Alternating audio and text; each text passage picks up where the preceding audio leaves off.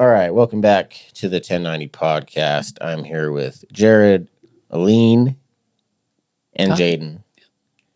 And your last name is cool. How do you say it though? Shoenrock. Schoenrock. Yep. Man, that's a name. It didn't get easier. My last name was Bouchero before, and it's Shoenrock now. Schoenrock. So my poor kids. Schoenrock. My fault. That's a hell of a last name. What is that even? It's German. German. The nice thing is there's not many. Everywhere we go, it's pretty uncommon. Pretty unique, yeah. Yeah. Okay, if I pronounce the name wrong or say anything wrong, just jump in and correct me. We're going to start with Sienna's obituary, and then we will go from there. Sienna was born in Maryland to Jared and Alin Schoenrock. Sienna's older sisters, Micah and Jaden. Mika, see? Thank you. It's okay. It's all right. Were so excited to meet the newest bundle of joy. Little did her sisters know Sienna would blow them out of the water when it came to academics and athleticism. Somehow Sienna could function off of 6 hours of Dora. Is that Dora the Explorer? Yes. Okay. Yep. And 3 hours of sleep. Then wake up the next day and show those kindergartners what 2 + 2 equal. Who wrote this again? Mika did. Her sister. So well done. Very good. Eventually, Sienna became the older sister to 2 kids at once and didn't even have a chance to see what it was like to have one little sibling. But she handled it with poise, joy, and so much patience. The twins, Ella and Liam, were so lucky to have a sister as patient as Sienna. Sienna could only be truly described as the most popular introvert. I love that. She had the most incredible friends and teammates that anyone could ask for, but how could people not be attracted to the warm, kind, loving personality of Sienna? At the end of the day, she did so well knowing that she needed her own space and time to decompress from the stressors of life. Sienna was a book fanatic. Not only did she read religiously, but the books she chose helped her feel like she was not alone in her own life situations. What are some books she liked? You guys remember some? She was upset. It's kind of funny because she was obsessed with Colleen Hoover. I don't know if you know who that is. Don't. And it was funny when she first started talking about the books. I was like, well, because, these teen books, sometimes they can get pretty racy or whatever. Not that I care that much, but she started loving them when she was 15 or so. So I was like, let me look on and see if they're kind of age appropriate. I don't care that much, but I'm like, if you're going to learn certain things, I'd rather tell you first and then you can read about them second when it comes to sex and all that stuff. But anyways, so I found her age appropriate for her age group, whatever. And then for Christmas, I think this last year, she's like, can I please get this one? I know it's 18 plus, but can you please buy it for me? And I finally bought it for her and she was so excited because she's like, I'm 17. I'm reading the 18 plus books, But it's like a little kid watching a regular movie. Oh, right? totally. 100%. But for some reason, they're just way more graphic in the books, but it's fine. But she loved the book. It ends with us and it starts with us. And they just came out with that movie. But her best friend Brooks was saying, they have got to make a movie about this. They have to. So when that movie came out, her best friend was like, I just went to see it and I cried the whole time because she's like, Sienna was waiting for this movie to come out, Yeah. So she loved Colleen Hoover books. She loved the Harry Potter series and a series of unfortunate. She was kind of a quirky kid. Yeah, I love the series. Yeah, the series of unfortunate events. Huh? Lemony Snicket. Right? Yes. She loved all of those. She loved kind of a little bit of everything, but loved Colleen Hoover. She loved her Colleen Hoover. Okay, sorry, I lost my spot here. She was a book fanatic. She was mature beyond her years. Aside from being incredibly intelligent, she was such a good athlete. Sorry, I lost my spot again. Her sports of choice included soccer, which, no one's perfect. But then she makes up for it with basketball. Yeah, basketball's the best. And most recently, running. Playing multiple sports at a time can be difficult to master, but she was good with an exclamation point. And when she was on the bench to take that much needed break, she cheered louder for her teammates than the crowd in the stands behind her. She was the ultimate team player, and those who played alongside her were so lucky to do so. Sienna recently fell in love with running. And boy, did she run. The soles of her shoes would be worn so quickly, so she'd get a new pair and never look back. Sienna enjoyed running organized races with her little sister, Ella, and her mom, Alin, the only other two that liked to run in the family, in parentheses. Being able to do something so special to her with people so close to her heart had to be so liberating, and it was always attainable to sweet Sienna. Sienna passed while she was out training for a half marathon. Although it is nothing we ever could imagine, how incredible it is that she left this earth doing the exact thing that made her feel alive. I think I'm going to read this last part again because I think it just kind of shows your family's perspective on this horrible thing. But Sienna passed while she was out training for a half marathon, although it is nothing we could imagine. How incredible it is that she left this earth doing the exact thing that made her feel alive.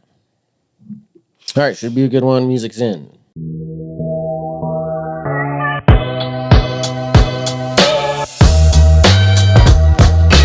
Life's 10% what happens to you and 90% what you're going to do about it.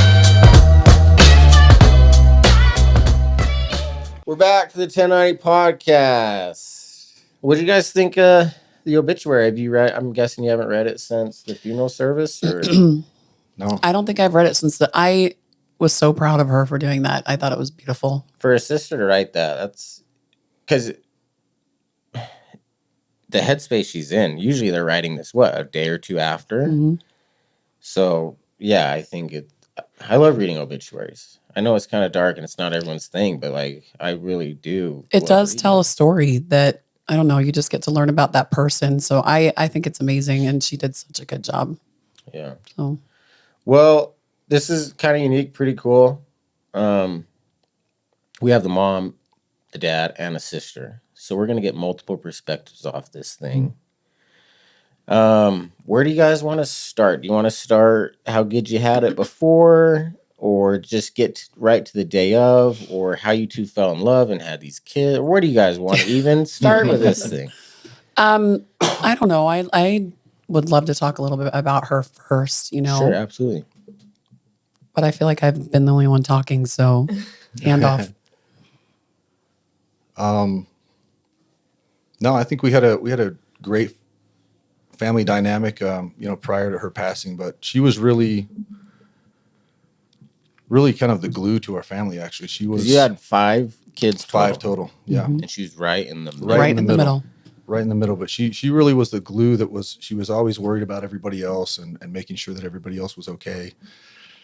And also the one, she wouldn't let anyone go anywhere really by themselves. Like anytime, like I would leave, she would make sure if nobody was going with me, she'd come with me or I don't know. She just did a great job of making everybody be together all the time. And Yeah, like it said in the obituary, like a team player. yeah, I And- mean, yeah, even in sports, I mean, that was the fun thing to watch. I went to a lot of her basketball games, and the thing that really sticks out to me about her was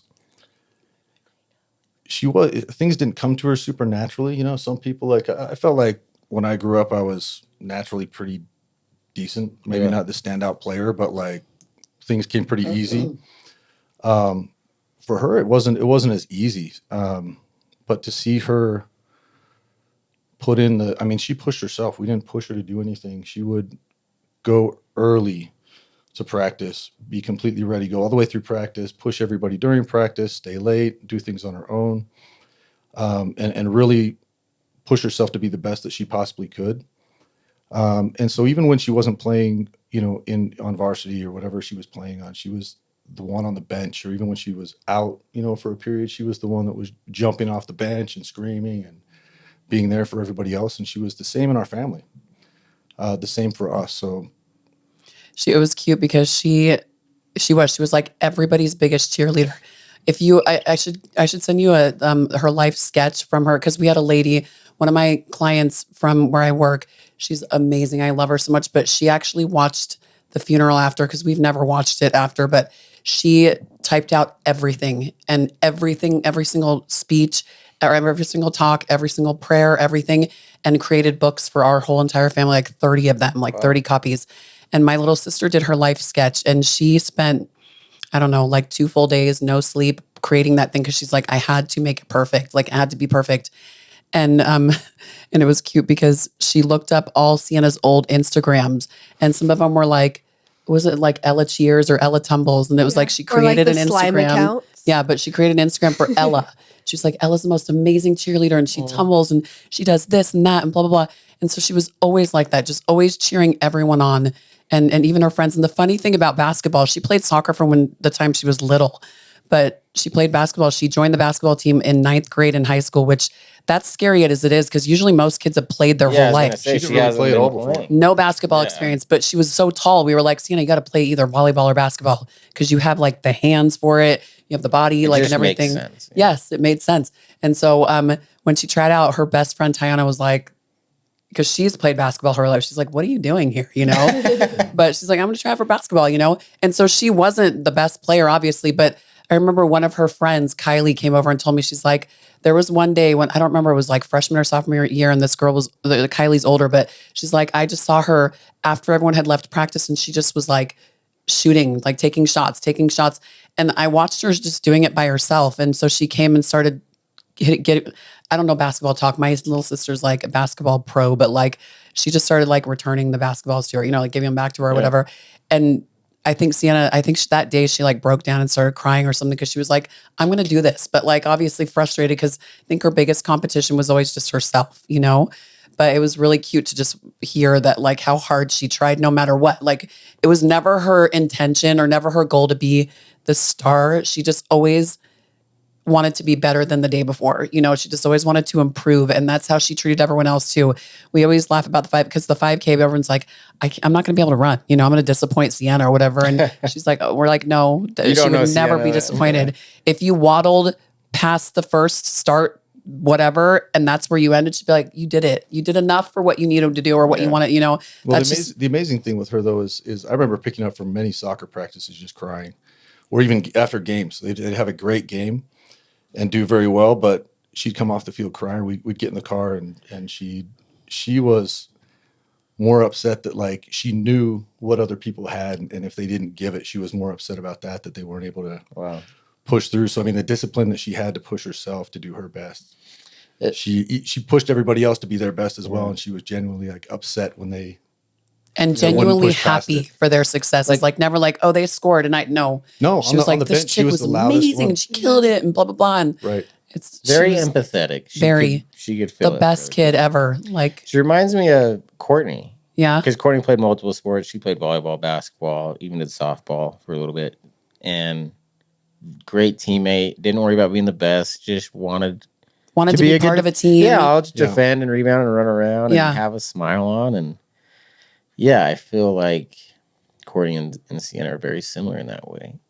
I love that. What about you, Jaden? Give me some funny like sister arguments. Like, that's my shirt. You can't wear it to school. Like, did you guys? That was always it. Like our clothes. She always stole my clothes, or I'd take her shoes and not put crease guards in her Jordans, and that was like the biggest fight.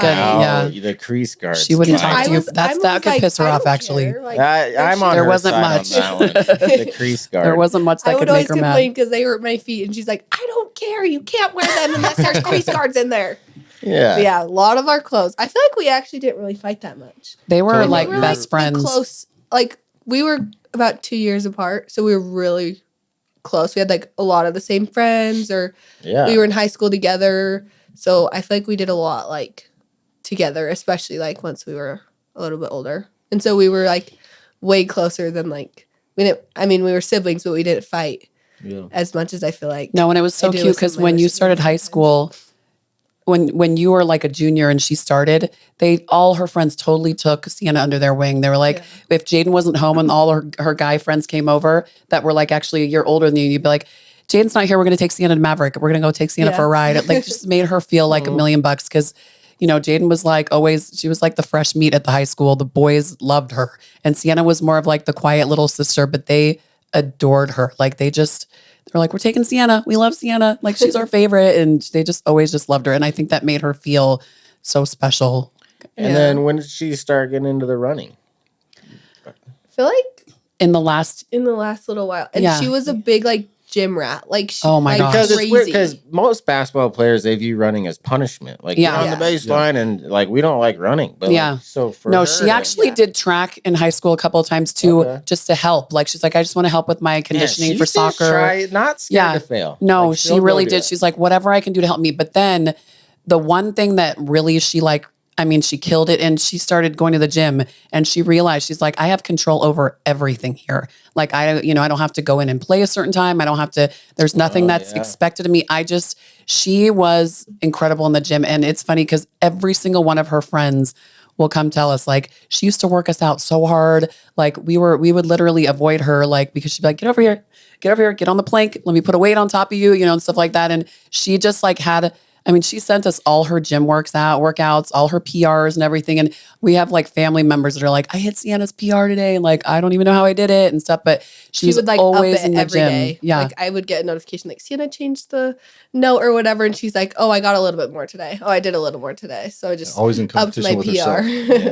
But I think that's where she really found her, like, that was like her church was like the gym. She went to the gym. If she had a bad game, she'd be like, it's fine. I'm going to go to the gym. Like, I'm just going to work out, so she was always there all the time. And her biggest like flex was like if somebody complimented her arms, she'd be like that.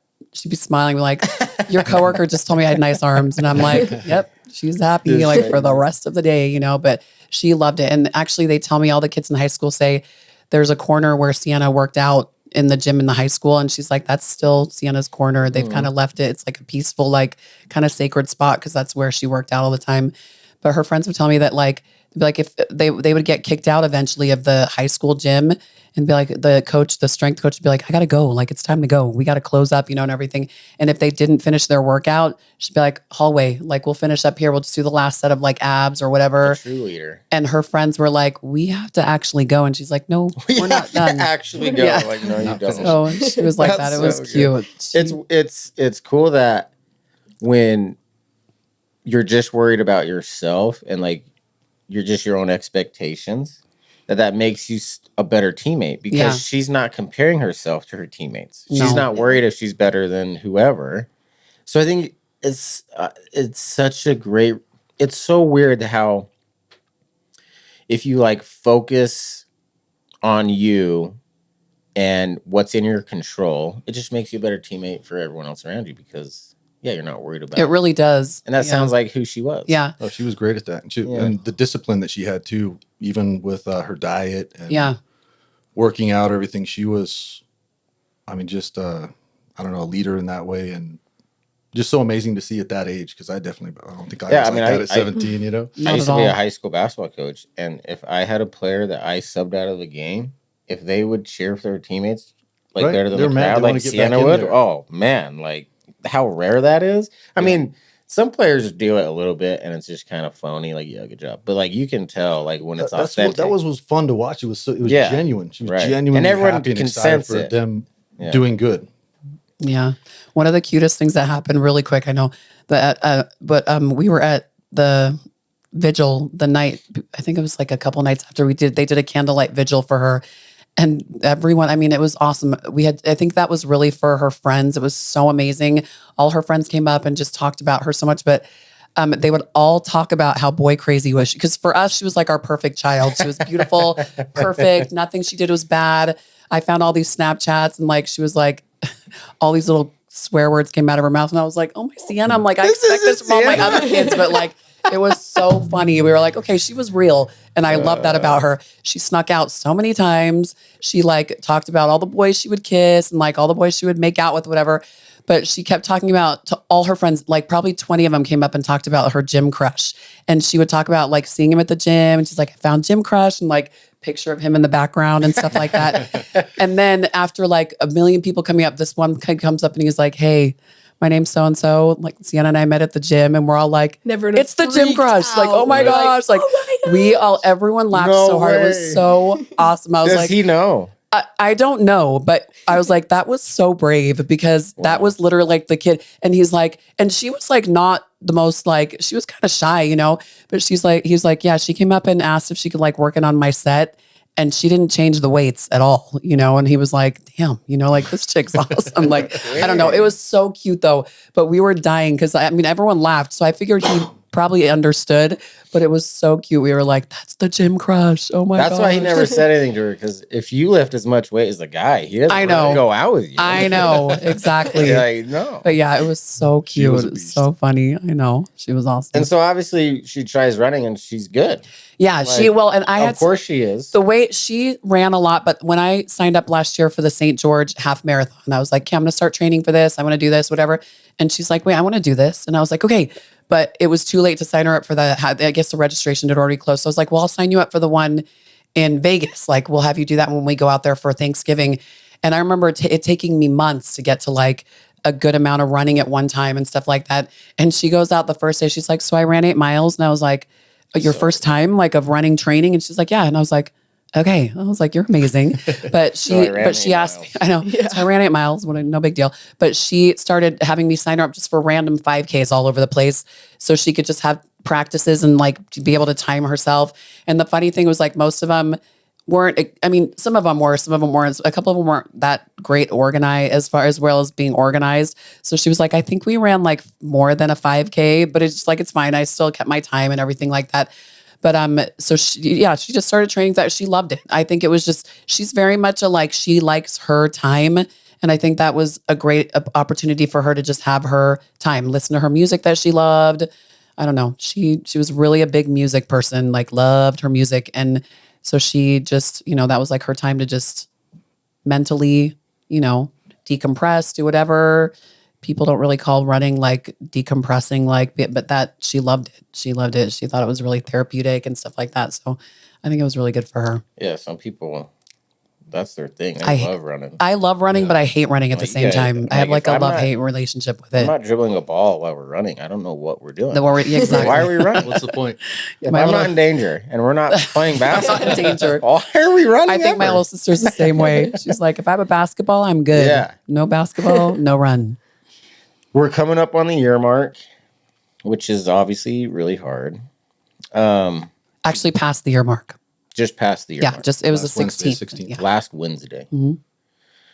So I have so many questions for you, but she gets into running. Can we get to the day of when she was killed? I think it'd be cool to kind of start from your perspective, Jared, because Jared was the one that had to call me and tell me. But the crazy and terrible thing was that Jared was not in town when it happened. He was out of town. And so, but just a little bit of information leading up to it. It was just like a regular day. Sienna had gone to school. We usually don't see her in the morning because she leaves super early. And she's 16? She's 17. 17. And she was, she had gone to school, comes home, takes her little sister Ella to practice. And I remember her texting me and just saying, hey, I'll be on a run. So if I don't answer, that's why. And so my last text to her actually was like, how was your run? Because she'd always send me like the most motivational, every time I'd sent her my watch that told her my distance, she's like, you're a queen. I want to be you when I grow up and stuff like that. And I'm like, no, that's like the opposite. I want to be you. But so she'd send me all her, running times and everything like that. So I just remember it was like 7:10. The accident happened at 5:50 p.m. about. Yeah. And I remember texting her because I hadn't heard from her yet. And I was like, how was your run? But anyways, Jared was the first one to actually. Yeah. So that happened on a Monday, but so Sunday, I had a busy week that week, had to go to Seattle. So that Sunday I was down at my shop in Spanish Fork and she had come down. She wanted to make some extra money. She came down and helped clean for a couple hours. And so we got to spend some time just there cleaning at the shop and working. I think she went home that day around 3. Unfortunately, I had to work till 10, 11 o'clock that night, getting ready for the week, and ended up starting the drive to Seattle about midnight. We got to Seattle, kind of working all day, decided to work late that night just to get ahead for the week. It was Monday, so I was out in the shop just working on CNC machines, and I had gotten a text from her maybe about an hour before, probably about 4 o'clock or so. She said, hey, Dad, I miss you. When are you going to be back? And I told her I'd be back that Thursday. And then I got a call I saw my brother-in-law Tyler saw a call from him. I was kind of out in a loud shop, so I, plugged one ear and said hello, and he said, "Where are you at right now?" And I said, "Seattle." I said, "Are you sitting down?" I said, "No." And at that moment, I was, it's not good when you hear that, and being in the position that he's in law enforcement, I knew it probably wasn't something great. But I said, "No, just tell me what's up. What's up?" And that's when he said, "I need to tell you, Sienna's been in an accident. She didn't make it."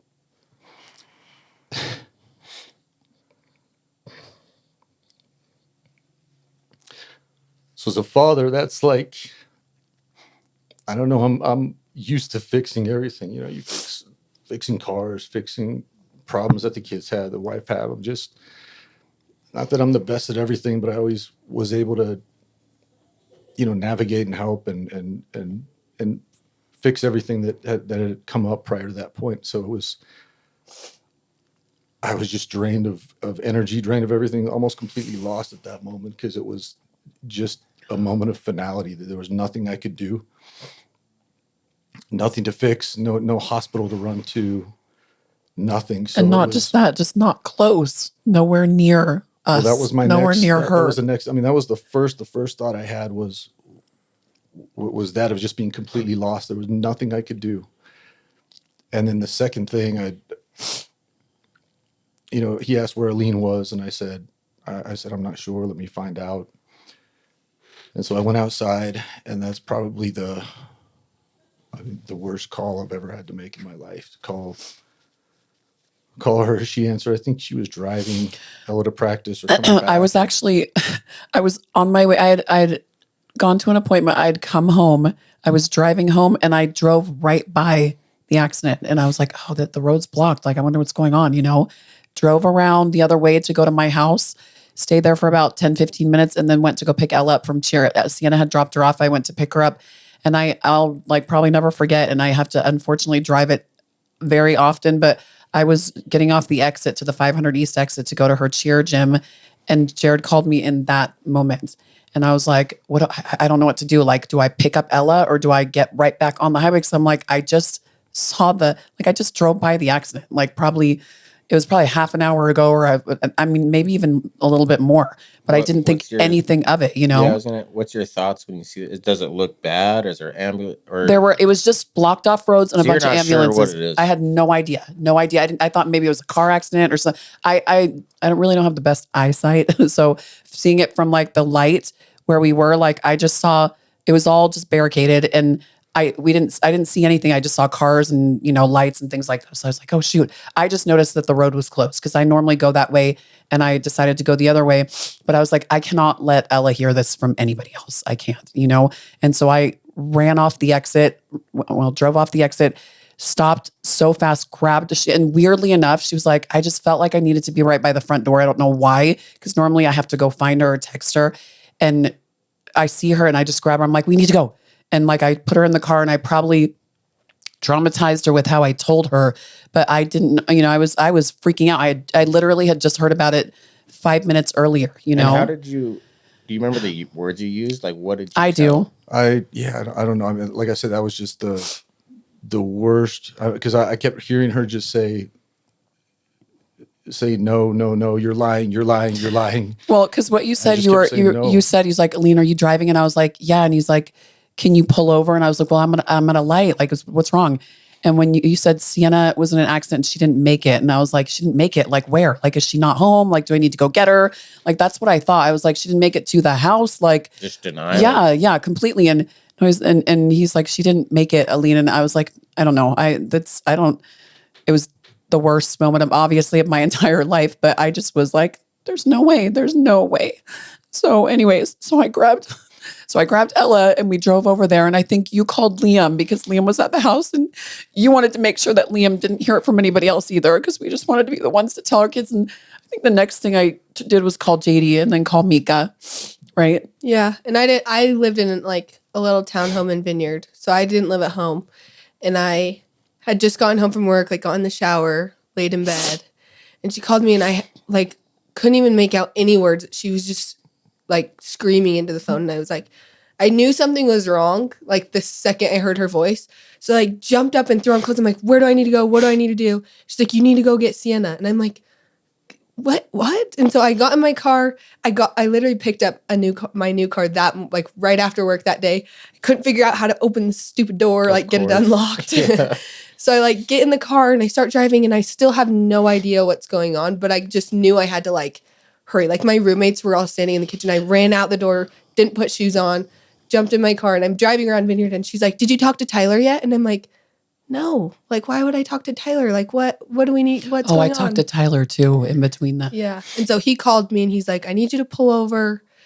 He's like, I need to tell you something. And he's like, Sienna was in an accident and she didn't make it. And I was like, yeah, Tyler, that's a sick joke. Like, funny. Like, what actually happened? Like, I just didn't believe him. And he kept giving me these addresses. He's like, you need to go here. And I'm like, I have no idea where that is. Like, I was just like kind of panicking. And I just remember the whole drive there just being like, she's okay. Like, everyone's just worried because no one's there. But like, I'm going to get there and she's going to be fine. Like, it's all going to be fine.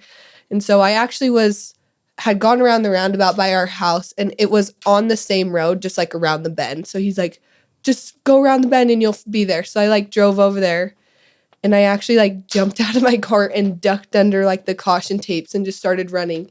And some cop like grabbed me and pulled me back. He's like, what are you doing? And I'm like, that's my little sister. Like, I need to be over there. Yeah. I was like, that's my little sister. That's my little sister. And he grabbed me and looked at me and goes, where are your shoes? And I'm like, that's the last thing I'm thinking about. Like, she jumped up, ran out barefoot. I was like, I don't know, but yeah, I don't know. It was crazy. And I was the first one there. So I was like, wow. I don't know. I've never been on like a scene of an accident. I didn't know what to expect or what to do, but he was just kind of talking to me, trying to calm me down. Cause I was like, I need to see her. I need to get over there. They had put like a tent over her.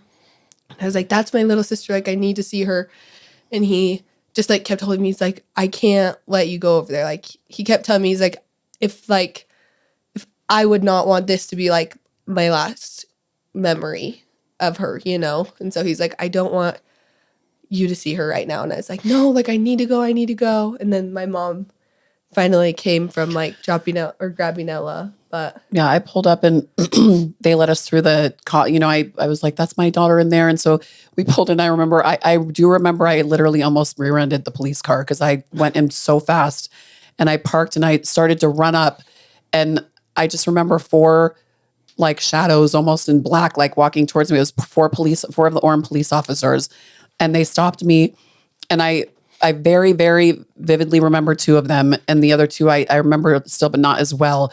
But I just remember they walked up to me and I was freaking out, you know, because I was like, that's my daughter, you know, and they're like, just calm down, you know, like we, you know, they just, I don't even remember what they said really, but I do remember, you know, I said, can I please see her?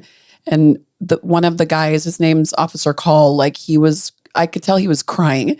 And he's like, if that was my daughter, he's like, I wouldn't want to see her. Like, please, just like, please listen, basically. And I feel like, I don't know, it's funny because I was talking to the other police officer, Officer Hoover, and I was like, I just feel like when I saw them, they kind of calmed me down enough to where I was like, these guys are not messing around. Like, they're actually very serious and they're emotional. So I'm like, I have to kind of listen to what they're saying because otherwise I would have probably like throat punched all of them and just been like, let me through there, you know, like. And it was funny because Hoover told me after, he's like, you actually weren't that relaxed. He's like, you were kind of freaking out still. But I just realized I'm like, I have to hear what they have to say. But there was a tent in the middle of the road and she was there. But they just asked us to please not go over there, you know? And so I think that's been one of the hardest things, but maybe a blessing also thinking about it now. But we've never seen her from the moment the accident happened until we buried her. We never saw her in the casket either. We've never seen her. And so I think that's been one of the hardest things, like one of the hardest reality things is that we're like, she's still like at basketball camp. Like she's still here, you know? And it's been a really hard, I don't know. It's hard. It's been kind of hard having closure in that too, when you don't see her. But then at the same time, I don't know that I would have wanted to, because I feel like I would just remember her like that. And that's not how I want to remember her either, you know? So it's kind of like a weird, I don't know. It's kind of a weird mind I don't know, like where it's like, I wish I would have been able to see her and hold her and grab her. But at the same, I wouldn't want to remember her that way either. Yeah, the only body I saw of my family was Frankie. And like, I just connect so well with what you're saying because I have this weird guilt that I didn't see Riggins or Courtney or Race or Ryder. But then I'm like with you, like, Mom, I don't know if I would want to, because Frankie was spotless, like not a mark on her. Perfect little baby.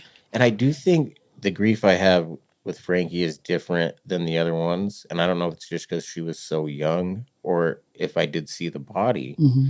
And I don't know how it plays a role, but I do think it matters, like the closure and seeing them. I actually think it matters a little bit with the grieving process. I think it does too, because I feel like really, I mean, like I said, I wouldn't have wanted to remember her that way. I don't know how they were able to put her in the casket. I know that one thing that they told us when we were meeting together, do you remember this? Jared and Tyler had to be like, let's not bring this into the conversation. But when he was saying if there's a dress that you'd like to put on her, and I said that I had an idea of one, and he's like, well, the funeral director, he was like, well, she will probably be difficult to dress. And Wow. And Tyler was like, okay, well, we don't need to talk about that. But that just like stuck in my mind where I was like, okay, I don't know. So you're right. I feel like I struggle with closure. I remember going in the morning of the funeral and seeing the casket, and I was the first one in there because Jared hadn't gotten in there yet. But I just like broke down because part of me wanted to like rip that freaking thing open and like just grab her and like hug her and hold her because I hadn't gotten the chance to, and the last time I saw her was the night before on Sunday night, And so that was the hard, and it still is hard. It's hard that like, I don't know. It just makes it feel like not real. Yeah. And we've had like so many things happen that are always, everything's always okay. No, yeah. And with just seeing her the day before and these guys it's just weird. It's like not real. It's not reality. Because if you guys ever, I went through this phase where like someone would walk through the door. I'm like, oh, it's Courtney. Or did you guys do that with Sienna? And I think that maybe it's because I never saw her. Yeah. And when you said you feel crazy, sometimes I felt crazy too. And like you have these weird thoughts, like maybe they're alive. Like maybe they're alive. Yeah, they're still here. They're just not here right now. It's they're just bargaining and denial. But like, yeah, I think there's so much truth to it in the grieving process. Jared, you make this phone call. It's the worst phone call. She hangs up and picks up the kids. What do you do after that phone call? You're all alone. So at that point, immediately, like I said, the second thought I had was just the guilt of not being there. Like I got to be with my family. I'm in Seattle. I don't know how many miles that is, but I'm immediately like looking flights. And unfortunately, it was just the time where like all the flights had gone out for the night. So I'm looking, can I fly to Idaho and rent a car and drive? I couldn't figure anything out quick enough. And we were at home too, like everyone, our bishop, the police officer, everyone was looking for whatever flights we could possibly find to get him earlier than just having to have him drive. Yeah, so I took about 10 minutes kind of doing that. When I realized everything had gone out, I said, screw it. I jumped in the truck and just started. I didn't know what else to do. I wasn't going to go sit in an airport, go to a hotel. I mean, my mind was just racing, about her and about how everyone's doing. Cause the other part of that being there for everybody else, that was the only thing I knew I needed to do. So I just jumped in the truck. I think it was 6:30, 7 o'clock, and just drove. I stopped a couple times for gas. That was it. But other than that, just drove straight through the night. I had driven the other night. I think I'd been awake, I don't know, 60 hours or something crazy. I know, we were super worried. We had him on like Life 360. We're like, hey, he's moving. We just like kind of kept monitoring him. Because everyone was worried, like, you need to sleep. Like, you didn't sleep the night before. And like, you're driving. And I couldn't get across to them that like, I don't care. This mission, I don't care if I have to walk, crawl home. Like, there's nothing that's going to stop me. I'm not going to fall asleep. There was nothing stopping me from getting back to my family. I didn't care what it took. And that's what it ended up just being. I just had to drive. And so I think I ended up pulling in about, 6:37 the next morning. I think it was closer to 8 in the morning. 8. And he just walked in and dropped all his stuff and he just broke down. And we just sat with him and let him cry for it was like an hour or something. It was a while. It was a long time. You felt guilty. Definitely. definitely I felt guilty for, being gone for one. I don't know. I mean, obviously thinking of it logically, I mean, there's no way something's going to happen. You can't be there for everything, but I definitely feel guilty for not being there and somehow being able to prevent what happened. And if nothing else, at least be there for everyone else. I mean, it was just killing me driving that, like, I wasn't, like I said, I'm used to just being able to fix things and you're the dad make of things the family. better, And, Yeah, you're and the one, protector. I was kind of lost because it was, man, I can't fix this. This is like unfixable. So I was, had a ton of guilt and just didn't even know how to like react to that, because I'd never been put in a situation where like there was nothing to do. There's nothing to do about that. But drive and be in your thoughts for like, I've thought about that a lot. Like freaking, how many hours, 11 hours or 8 hours of just sitting there in 12-hour your drive, thoughts just the straight. whole entire freaking time. And that, I don't know. I can't even imagine.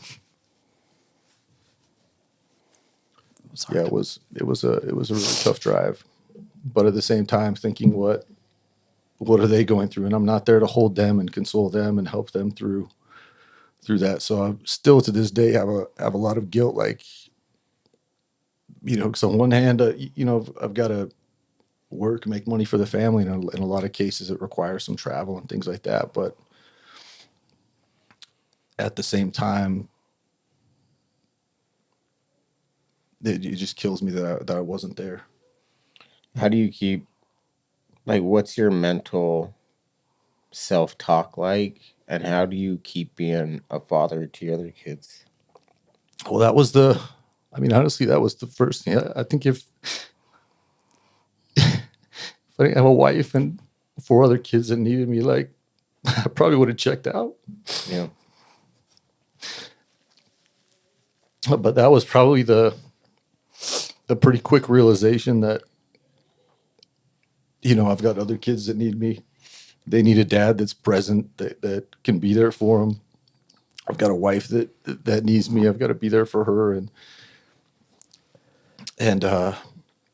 that's probably the only thing that gave me, the strength to, I don't know, to keep going. And even to this day, like, that's really one of the things that keeps me going, is that, unfortunately, life doesn't stop, and it's still to this day kind of a battle, because on one hand, I'm really sad for everything that Sienna wasn't able to. I mean, she was just getting ready to go to college. The next week, we were planning to go down and look at SUU. She look at got accepted to She was SUU. accepted there. We were going to go look at, potential jobs and places to live. And so just thinking of the things that she'll never be able to do makes me super sad. And then, but I've also got, a wife and 4 other kids that are looking forward to things, and a lot of, bright futures and things that they have aspirations to do, that I want to be there to support. So I want to be there for that, but still I feel guilty even now, because it's, I don't know, I'm sure it's similar with a lot of other people, but I almost feel guilty being happy about anything. Like, I feel it's hard to get excited about things now, because as soon as I get excited or feel happy about something, I have this, that voice that comes in, and the shame and the loss and the, Oh, you're happy. I just feel like I need to be sad. You're happy today? Wow, you're a piece of shit, dude. Like, how can you be happy today? Exactly. Your daughter died. Well, one thing I have to say about, though, Jared, I know I can be a pain in the butt wife sometimes, but Jared I've actually worried about him more than anybody, because I know men sometimes can be a little bit more closed off. Like, I worry about my son a lot too, with just always wondering how he's feeling and what's going through his head. But Jared has been a great support to, like, the kids, to to me, to everybody. Like, I don't know, he's kept working so hard, but at the same time, like, he really does try as hard as he can to be everything for everyone, sometimes too much, like, so I really do appreciate so much. Well, I still feel that responsibility as a a father and a husband, to be like the rock. I can't, like, when crazy things happen all the time, and I'm typically very good in those situations where I can just take charge, and when everybody else is freaking out, I'm able to, be the kind of the stable one that can figure out what we need to do moving forward. And so that was hard, kind of not being in a position to be able to do that one. But one of the things that does give me strength is, I kind of lost my train of thought there. That never happens to me. I don't know. I don't know Said why something else, but I don't know how you struggle with that. It's weird. no, but it's I don't know. I think I guess again, kind of going back to being a rock and being the strength for the family. It's I don't want to be the one that I want to be in a position mentally and like emotionally that like when things happen, I can deal with what needs to happen at the time and not be the one that falls apart. Because if I'm falling, if my family's falling apart, my wife's falling apart, like I can't fall apart at the same time. Like, yeah, we can't just all lose it. So, but I also feel like it's okay to let your kids see you fall apart every once in a while, because sometimes I definitely do that. And it's important for them to know that that's okay, because they should be able to do that too. You know, like because I have moments too, like I have moments where I feel like I need to do that too, but I've realized like my kids are so strong that like sometimes I have those moments and they're there. They like, it's almost like they pick us up, you know, but I feel like that's why we have each other, because we all are going to have our moments where we fall apart, including you. And that's, yeah. And I do, 'cause sometimes I can't keep it all together, but I don't know. I deal with things. That's why it was really hard, because Sienna and I both had a very similar personality where I guess I would call it maybe extroverted introvert, maybe. You know, very like I have. yeah, social What introvert. did it say? Social introvert. As Social introvert. It's like the Social perfect introvert. way of describing her. Like yeah. I love, I mean, we both were, we just connected like on that level, because I always knew like how to comfort her and console her, because like when things would happen, and she dealt with things exactly the way I did. And I think that's why running and reading were like so beneficial for her, because I'm sort of similar in the fact that like I love parties, I love talking to people, I love meeting people, but I kind of have a limit, you know, like it's almost like I've hit my limit. tap out and I'm like, yeah, okay, I'm exhausted done. now. I turned off. Like, and I can only wear the phony mask for so long. yeah, it doesn't like it's almost like is different from other people, where for me it takes energy to do that. Yeah, and I almost have to be alone and like do things on my own and be with myself. That's kind of where I recharge. And so like Sienna, I do that a lot, where I did take time to myself, whether it's going on a hike and talking to her, or, you know, I deal with a lot of things internally and you know, even with like, you know, cognitive behavioral therapy or stuff like that, like kind of deal with a lot of that stuff myself, like have that self-talk where, you know, your mind starts going crazy and you're calling yourself a, you know, piece of shit for feeling this way or that. And then I just have to, it just takes a lot of time to talk through that and say, okay, am I really a piece of shit? Is this true? And work that out, you know, with myself. And I feel like that's kind of the way I've dealt with it and continue to deal with it. And I think that's what's given me strength to kind of be there for the family when they need me. Yeah. And not fall apart when, you know, I need to be there and stand up for everyone. It's good to see you emotional sometimes though. Like I like now and things like that, but also we just took her senior trip. So I'm trying to take my girls on senior trips when they graduate and stuff. I took my two oldest to Greece a couple of years ago, and we were going to go to Italy. And Sienna was really excited to go to Italy and stuff like that, because there's a city in Italy, Siena, Italy. And so Jared and I decided that we were just going to take that senior trip together and stuff, and just kind of take an opportunity also to spend a lot of time, just the two of us and stuff. And we got to the city of Siena, and it was crazy, like riding on the highways and seeing every sign that says Siena this way, Siena this way, like everywhere, spelled exactly like her name. So the funny thing about when we first named her too, and my grandparents are passed away, they probably already know this, but when we first named her, because we're Italian and Argentine, and when we first named her, I loved Sienna Miller, the actress. And so that's kind of why I wanted to name her Sienna. And when we named her Sienna, my grandparents called and they were so happy. like so happy. They're like, we can't believe this. This is amazing. We love this so much.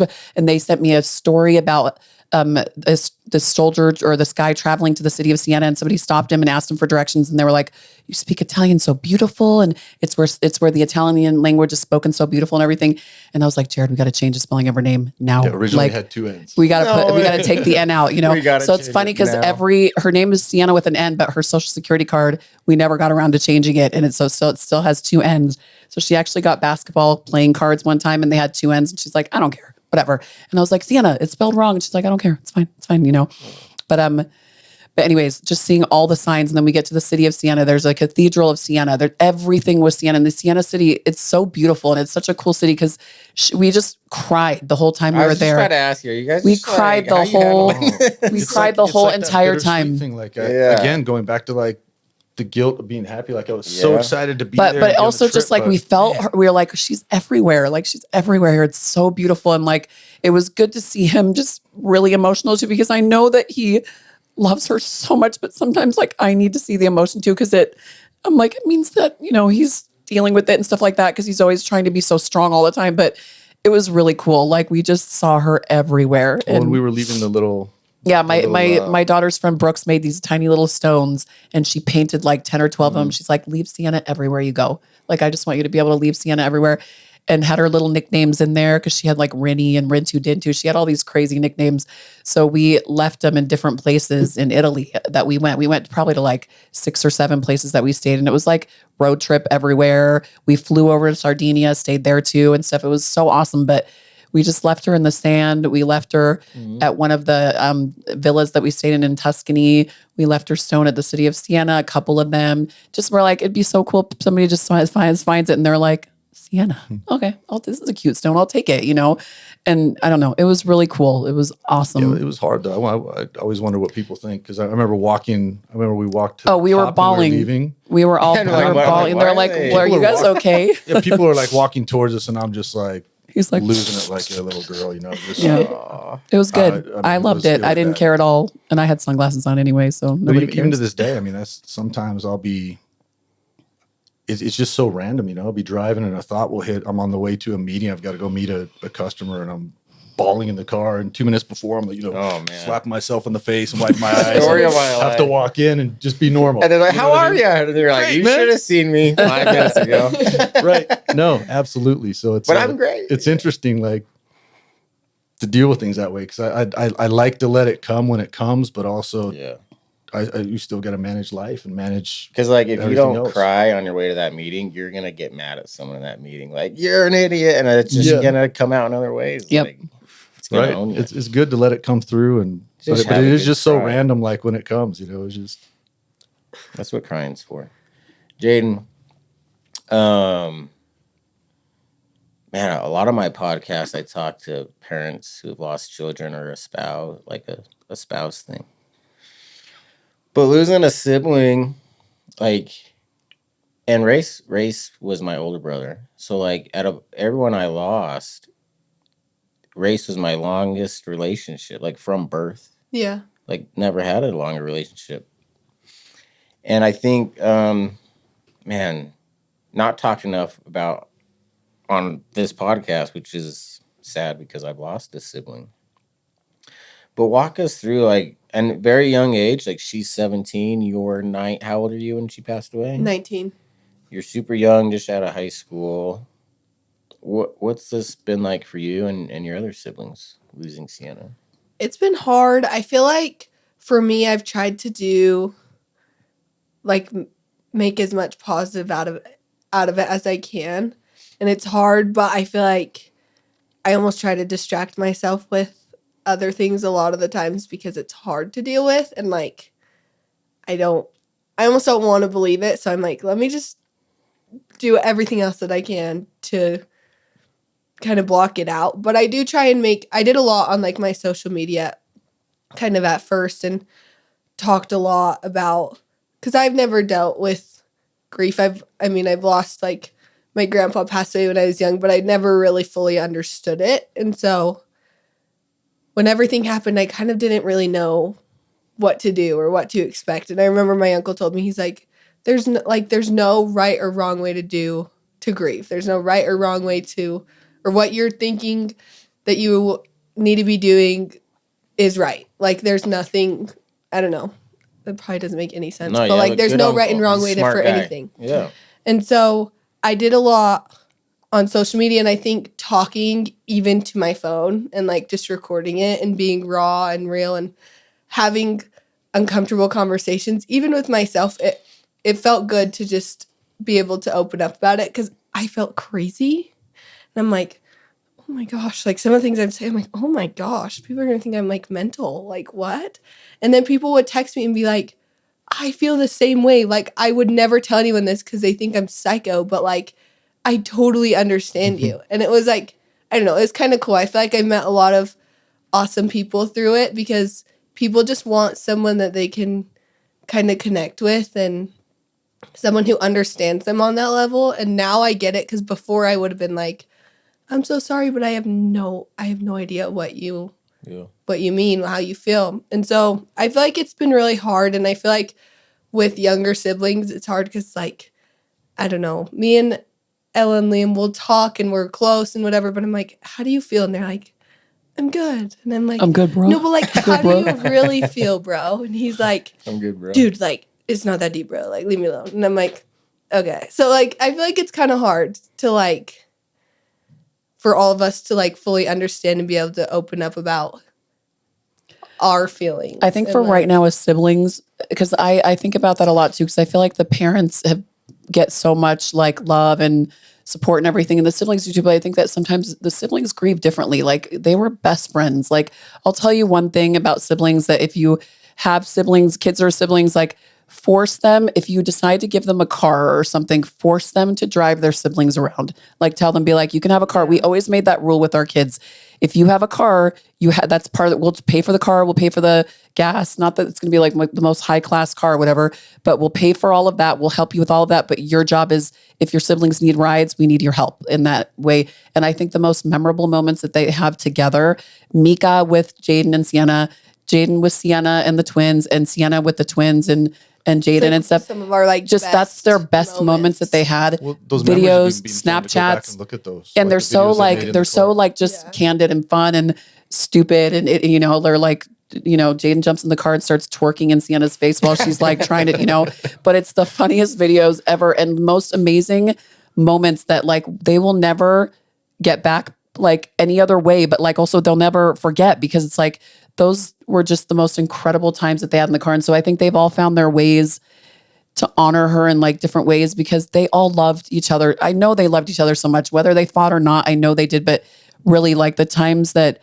Sienna was lucky because she was in the middle. So she got to be with Mika and Jaden, and then she got to be the big sister to the twins and all their friends. Like they loved her so much. And just the times that they spent together, I'm so thankful that I forced them to drive each other. Because sometimes they'd be like, I have to drive, like what, I have to do stuff. I have to go to the gym, whatever. You just have to take your twins here and that's it. Like I'm working. Like if you can help me with that, then you can go do whatever you want, And that is like one of the biggest blessings, is forcing them to drive each other around, because that was where they had like memories that they're like irreplaceable. Yeah. They're so awesome. One of the things that really hurts is you see something that Sienna would have liked, or whoever that you love passes away, or something happens and you like, I want to show him this or talk to him. And then it hits you like, you can't talk to him. Yeah. Jaden, how do you handle those moments when you're like, oh, I want to talk to Sienna again, and it's just so gut-wrenchingly awful? Do you just cry? What do you do?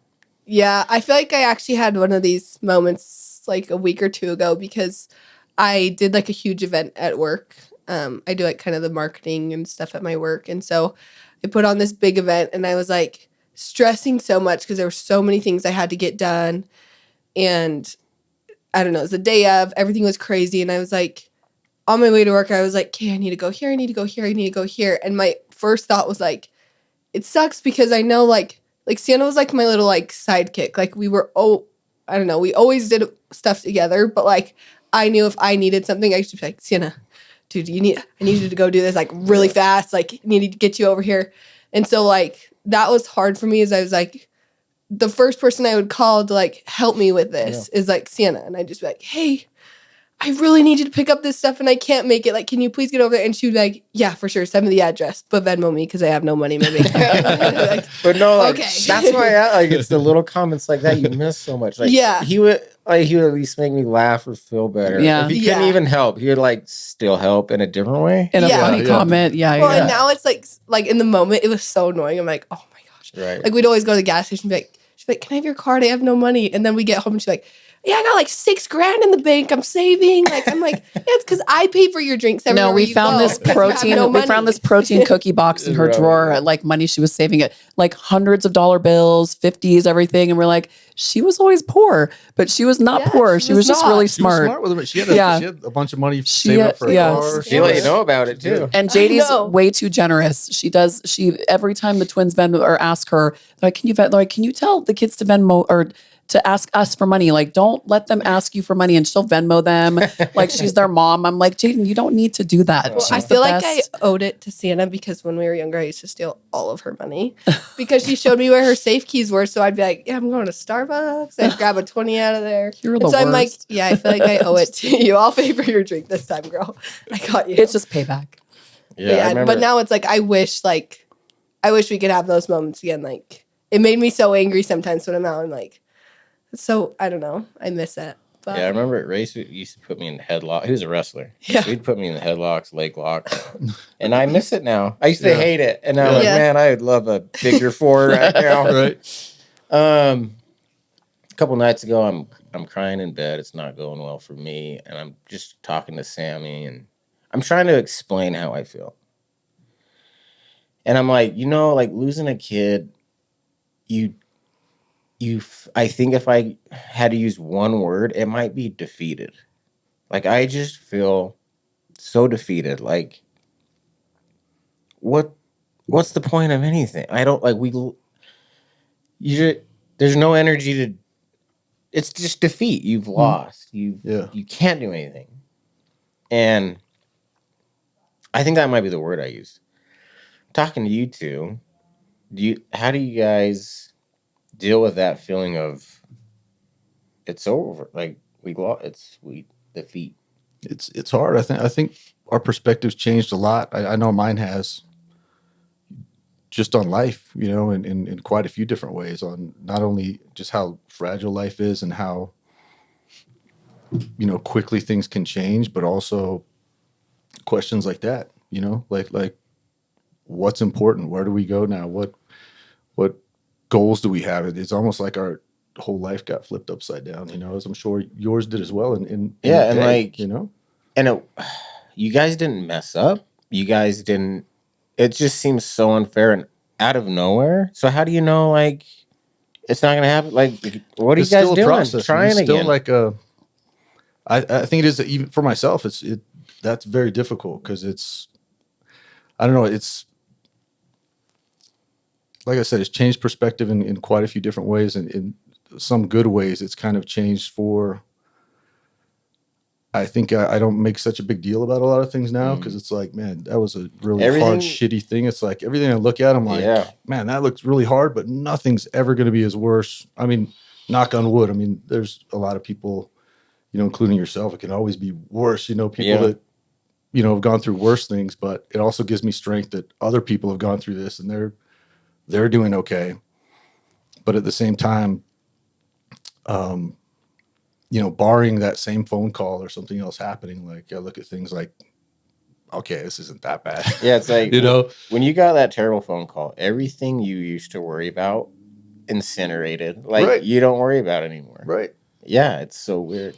But at the same time, it is, that is difficult. That's still something I think I'm working through that.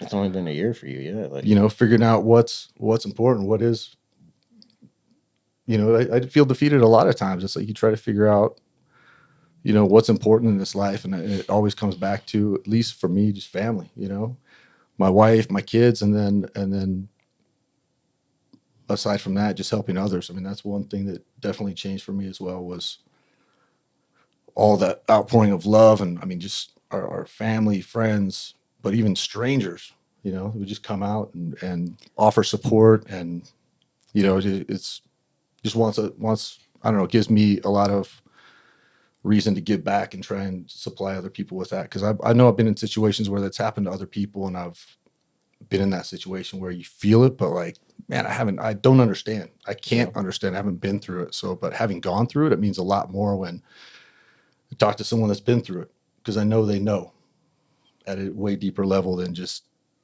somebody coming up and saying, hey man, I know how you feel. Like, okay. Yeah, I think No, you don't. right. No, there's so much truth to this because like what comforts me isn't like a really cool thing someone says. It's just sitting in the presence of someone else who feels grief and can understand what it feels like.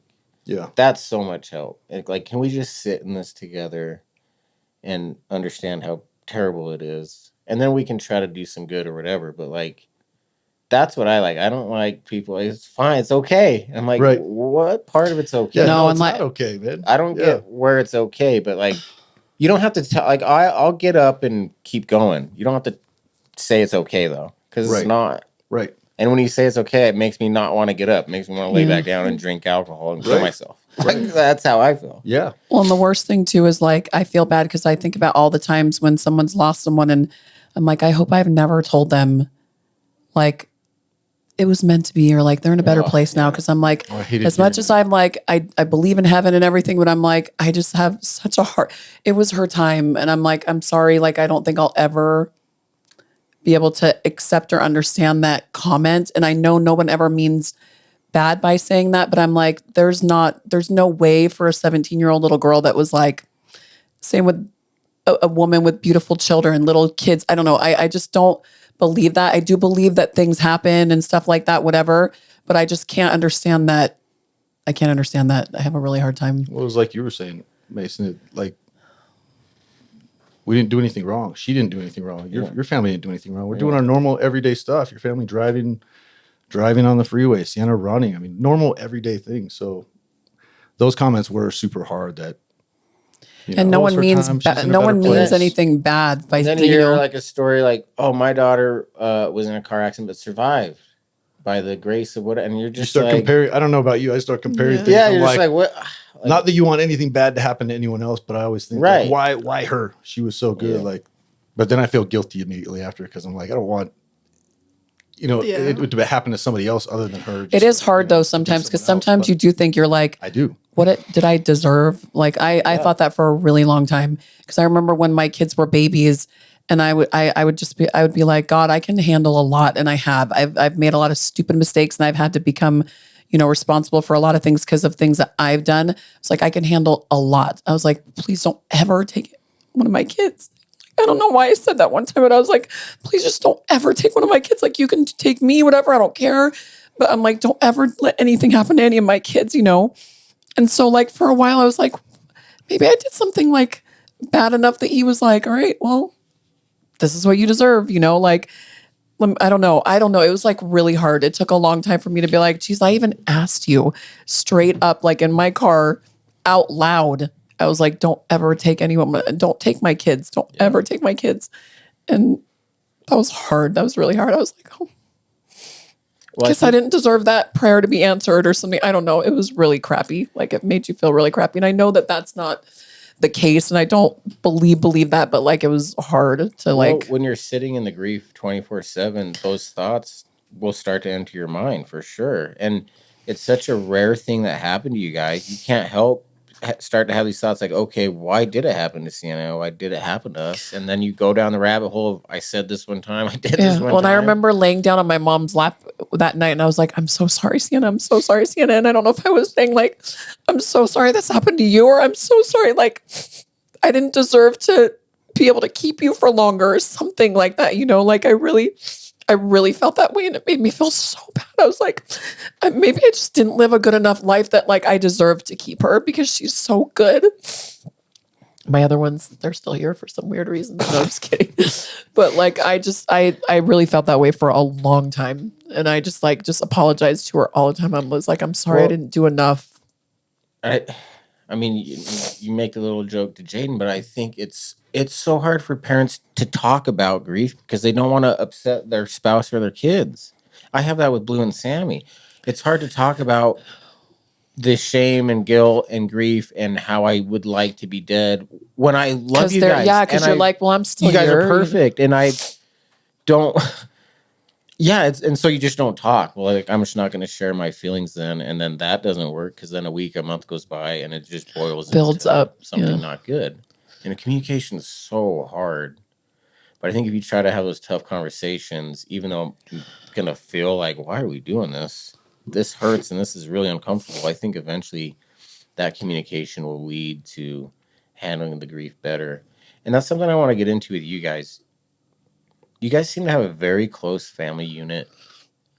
Just like the stories of you communicating, like when she's going on a run, like I don't think a lot of parents have that good of communication with their kids. Like teenage kids don't just reach out to their parents like that. Usually it's like, I'll see you on Monday, maybe. Yeah. So I just we've talked to you guys individually, but as a collective, as a family unit, like what has this done for you guys? Has it brought you immediately closer from the get-go? Did it kind of spread you guys apart at first and then you came together? Or what has that process been like with a family of 5 losing the middle child? Do you think like the communication of it? How have you worked that? I think we're not as perfect in communication as we are, but that's like maybe you think we are. But like texting with teenagers actually is a really good thing because kids, they just text all the time, you know?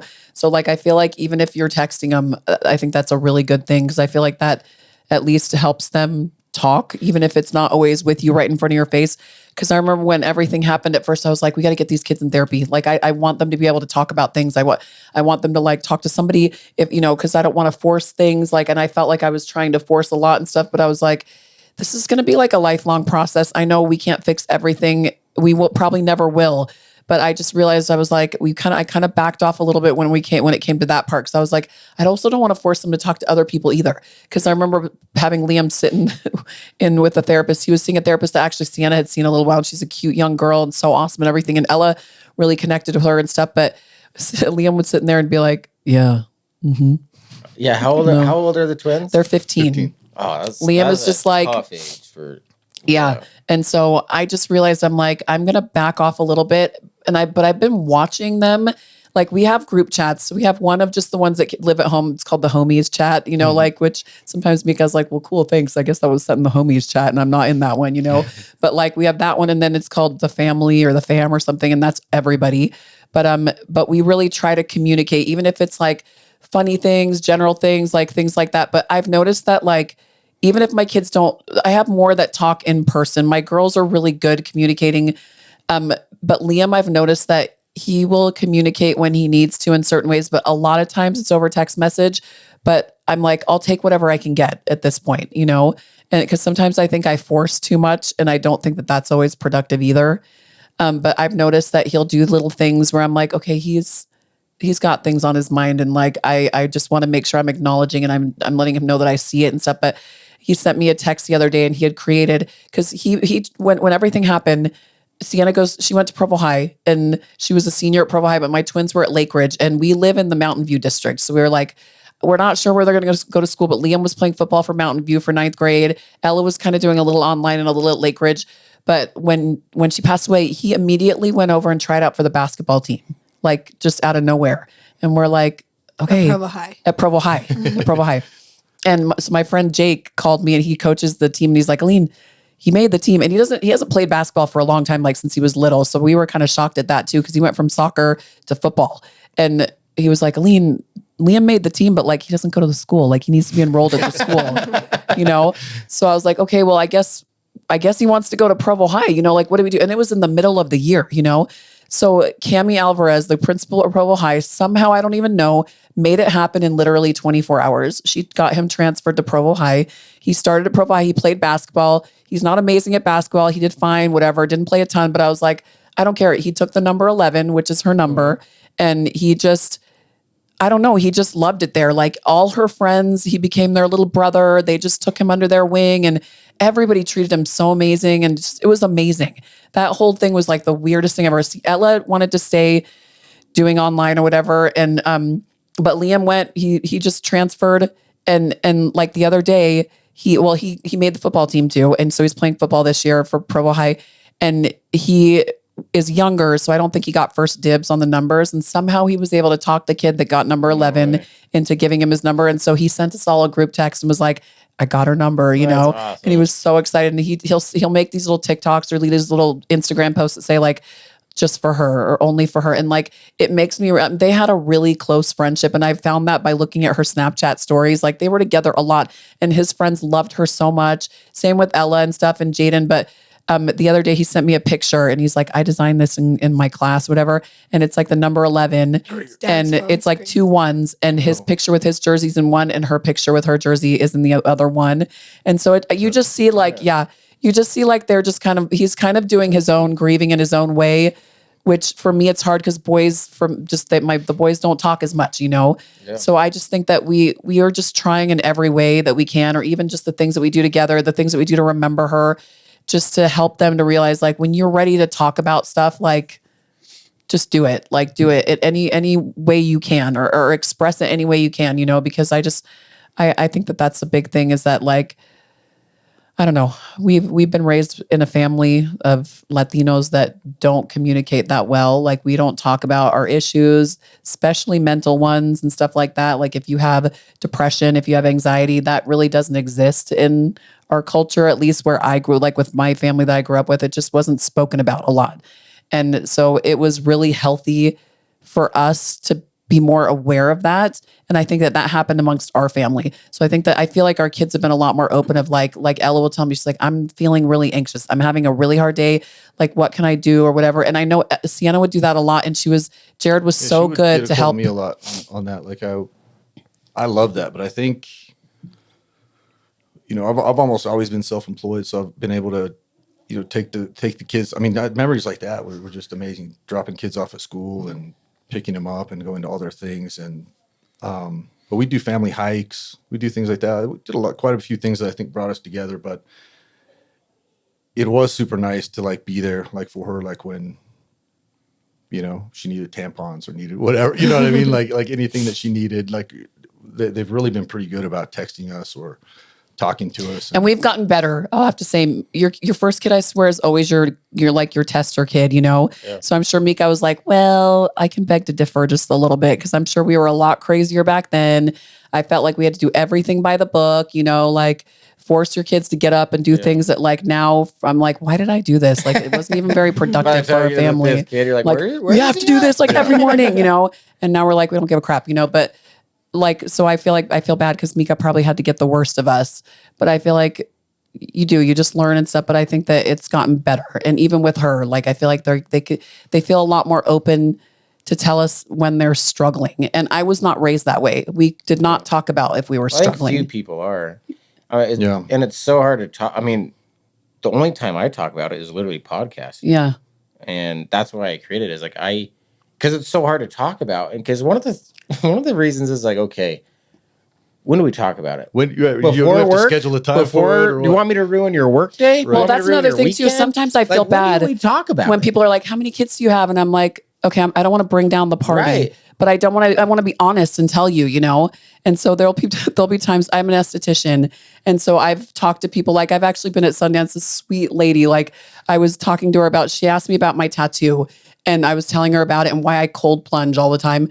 And I felt her like when I was telling her about Sienna, she just goes like this and like wraps her arms backwards and just like wants to give me a hug from behind while I'm doing her facial. And I was like, I love you so much for that because I know that I just totally brought down the whole mood. Like you just wanted to relax and I just wanted to be honest. And so I don't know, but it's hard because you feel bad. You're like, sorry to, geez, like party pooper over here. I think we're like that in just culture, you know? I mean, we meet each other. We're like, hey, how's it going?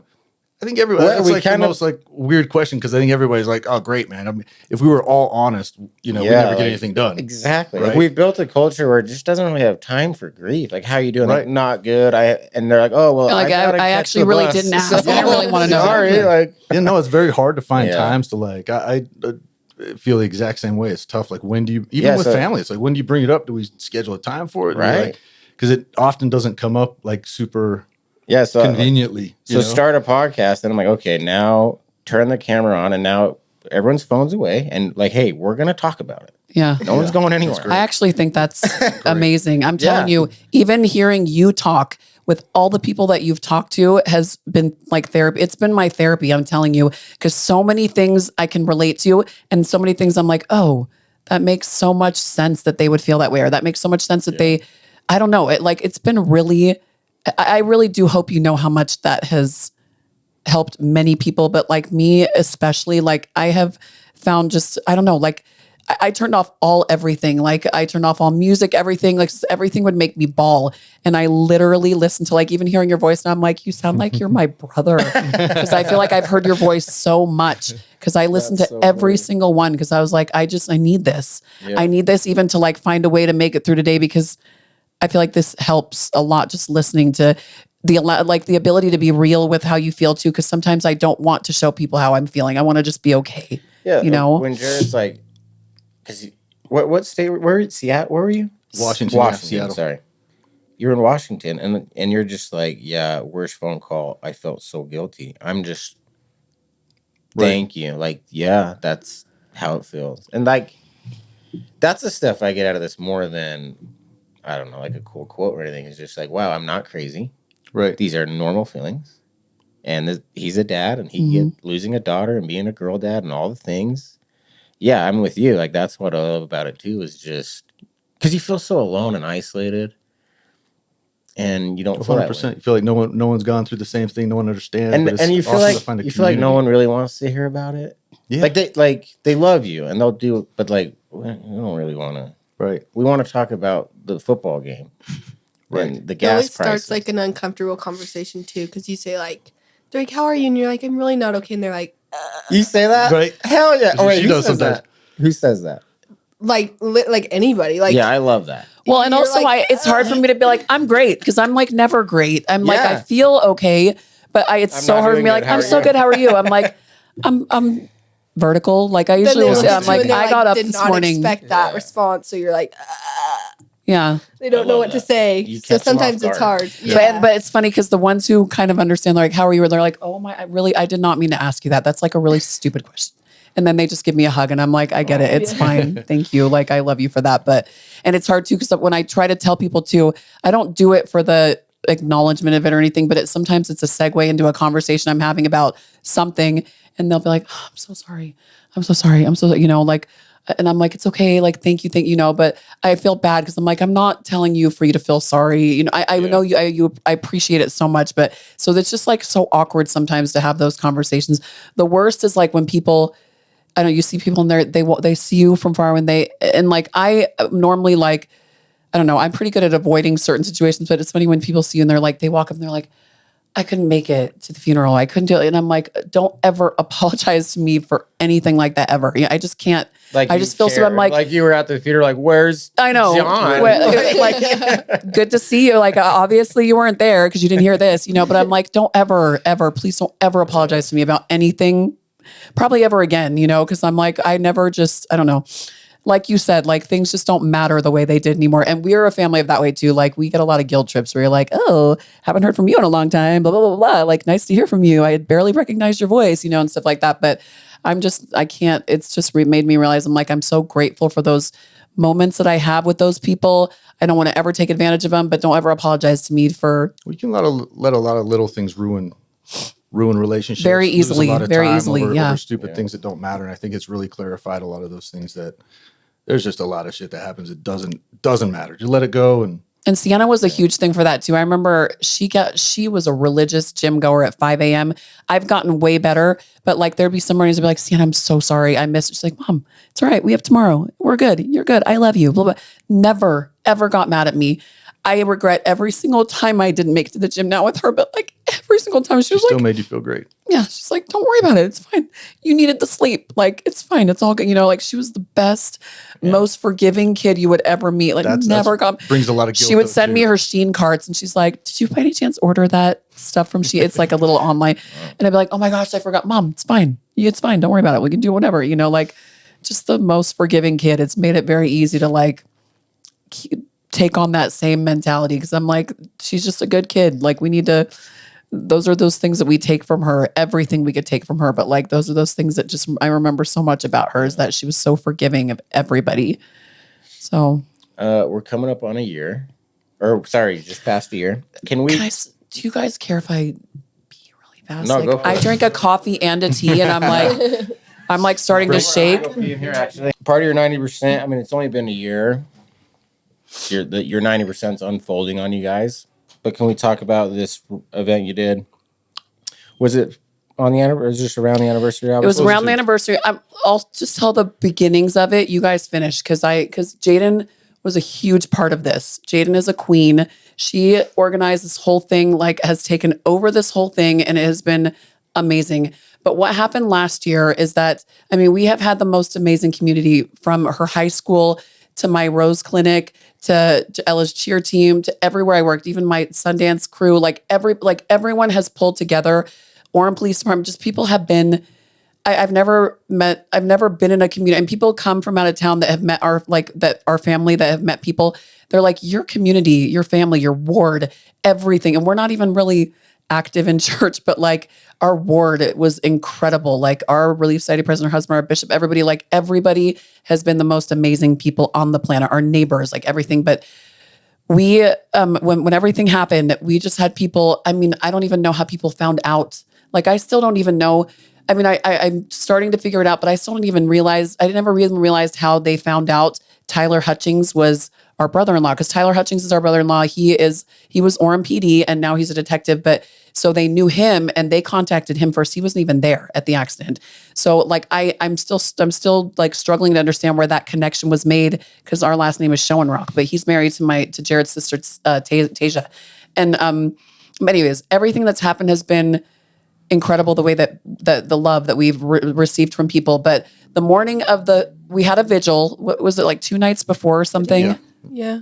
2 nights before. That was incredible. But then the morning of, because like Ella's cheer gym, Sienna was never a cheerleader there. She was a cheerleader. She'll never admit it out loud, but she was a cheerleader for like a year at this other gym. She was so cute. She was so adorable. 1 year went by and she was like, I'm done. I'm not doing cheer anymore. She was a great tumbler, everything, but she's more of a jock, you know? Yeah. So anyways, she was never a cheerleader at Rival Athletics, but Ella was, and Sienna was everyone's big sister. And two of Ella's best friends, their older brother, Sienna and him were best friends.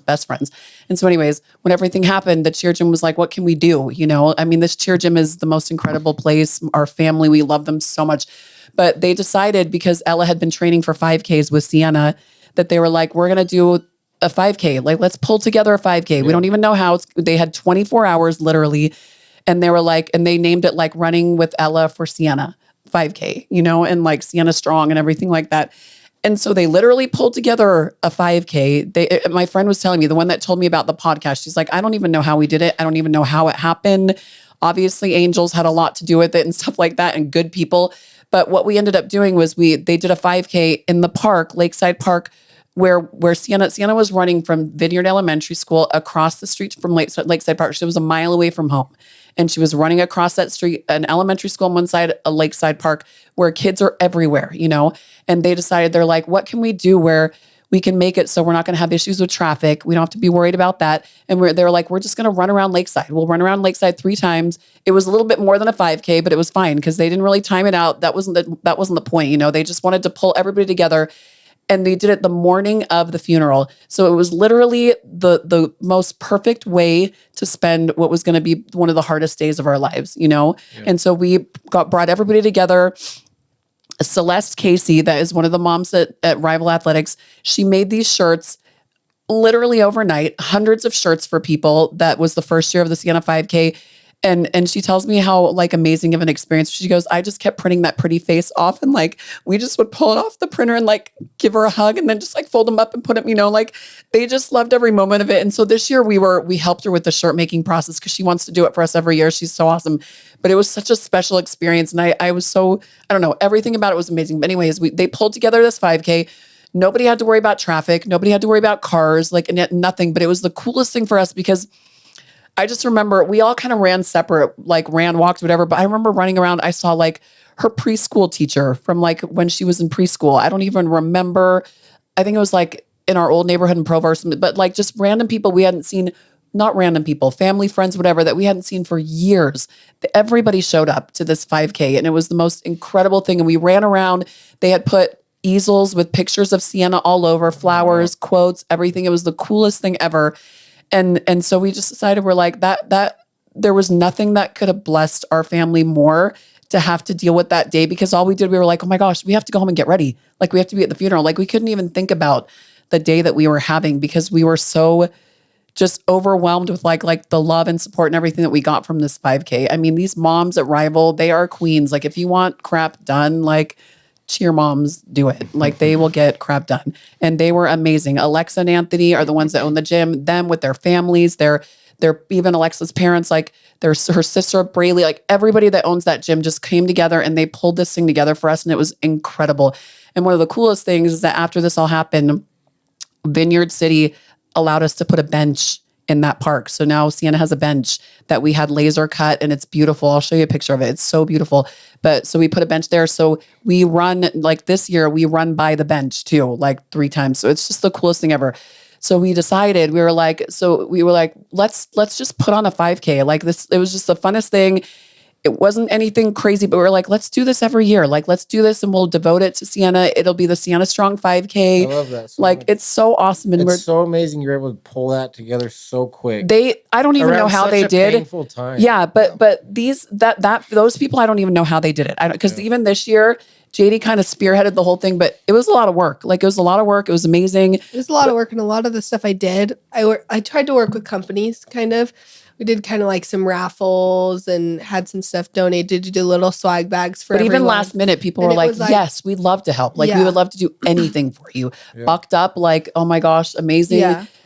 Their daughter was one of my students in esthetician school. I was like, Alin, anything you need, I will do it for you guys. We love you guys. Like, we want to support you. But I also did have weeks to do it. Yeah, and like so weeks to pull it together. In a day, and I was like, I don't know. It's weird that asking for help's so hard. It is so hard. But like, the answer is like people are gonna help. I know. I mean, in rare circumstances, maybe there's no hope for people. It's just really sad. But most of the time, like, no, you realize how good people really are. If you can just ask. Yeah. If you can get, But you want to, so that's what I just wanted to tell you that about that part, because we really couldn't have done this without them. So cool. But we just decided every year, let's do a 5K.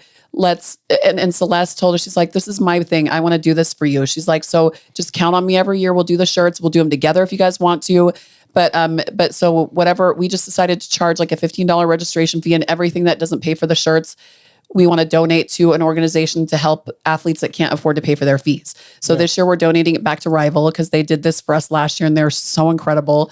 And we just want to do it and, just help, because they're, cheer's expensive, sports are expensive, and there's some kids that can't do them because of that. And I think Sienna, that would be for her, that'd be her proudest thing. Well, she loves sports. I mean, that's what she did. And there's a lot of kids. I mean, it gets expensive, man, the fees and the gear and all the stuff. And so traveling. That's definitely something that we want to do. And it's so Sienna too. Like, it is so Sienna. Yeah. That's what's so cool. No, exactly. But that's part of it. I mean, this is a super inspirational podcast, and even the premise 1090, I mean, I could easily get stuck in the 10 and just be there forever, but like part of that 90, it's been so, like, even though this week's been like super difficult time, like, the anniversary and everything like that, like an event like this has been part of that 90 of just trying to give back, because they did so much that first year that it's just an event that everyone comes together.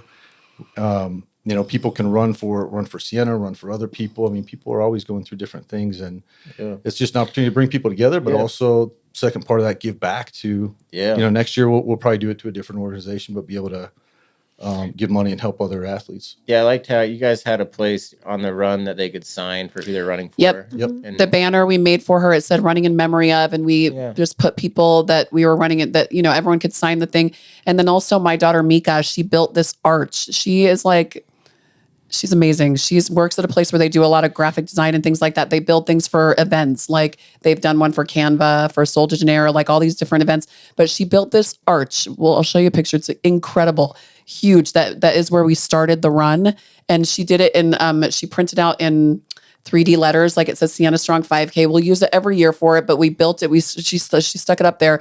but she wanted everyone to sign that too. So every year when people run, we'll have people sign it. And it's like the coolest thing ever. The history of the literally. And it was cute because Liam took the what is it called? The drone, and he filmed it from an aerial view, and he actually went up to the arch and he like made the drone go through it underneath it, almost like you were running the race yourself, like it's really cool. Like it was so awesome. Every member of the family just, I know, they're all amazing. They're all so cute. Cool. They did so much to help. It's fun on that side too, because we're able to get together and plan stuff. And it really did make it not so sad. Like we went and spent something instead of just sitting we went and spent her year anniversary at the cemetery, and Jared and I were in Italy when we first found out that the headstone was ready. It took like almost a year. And so we didn't get it finished in time to like have it be installed at the right time. So they're like, well, I was like, is there any way we could have it installed by the 16th? And they're like, no, probably not, because you guys missed the mark. And so it'll do, they only install like every 4 to 6 weeks.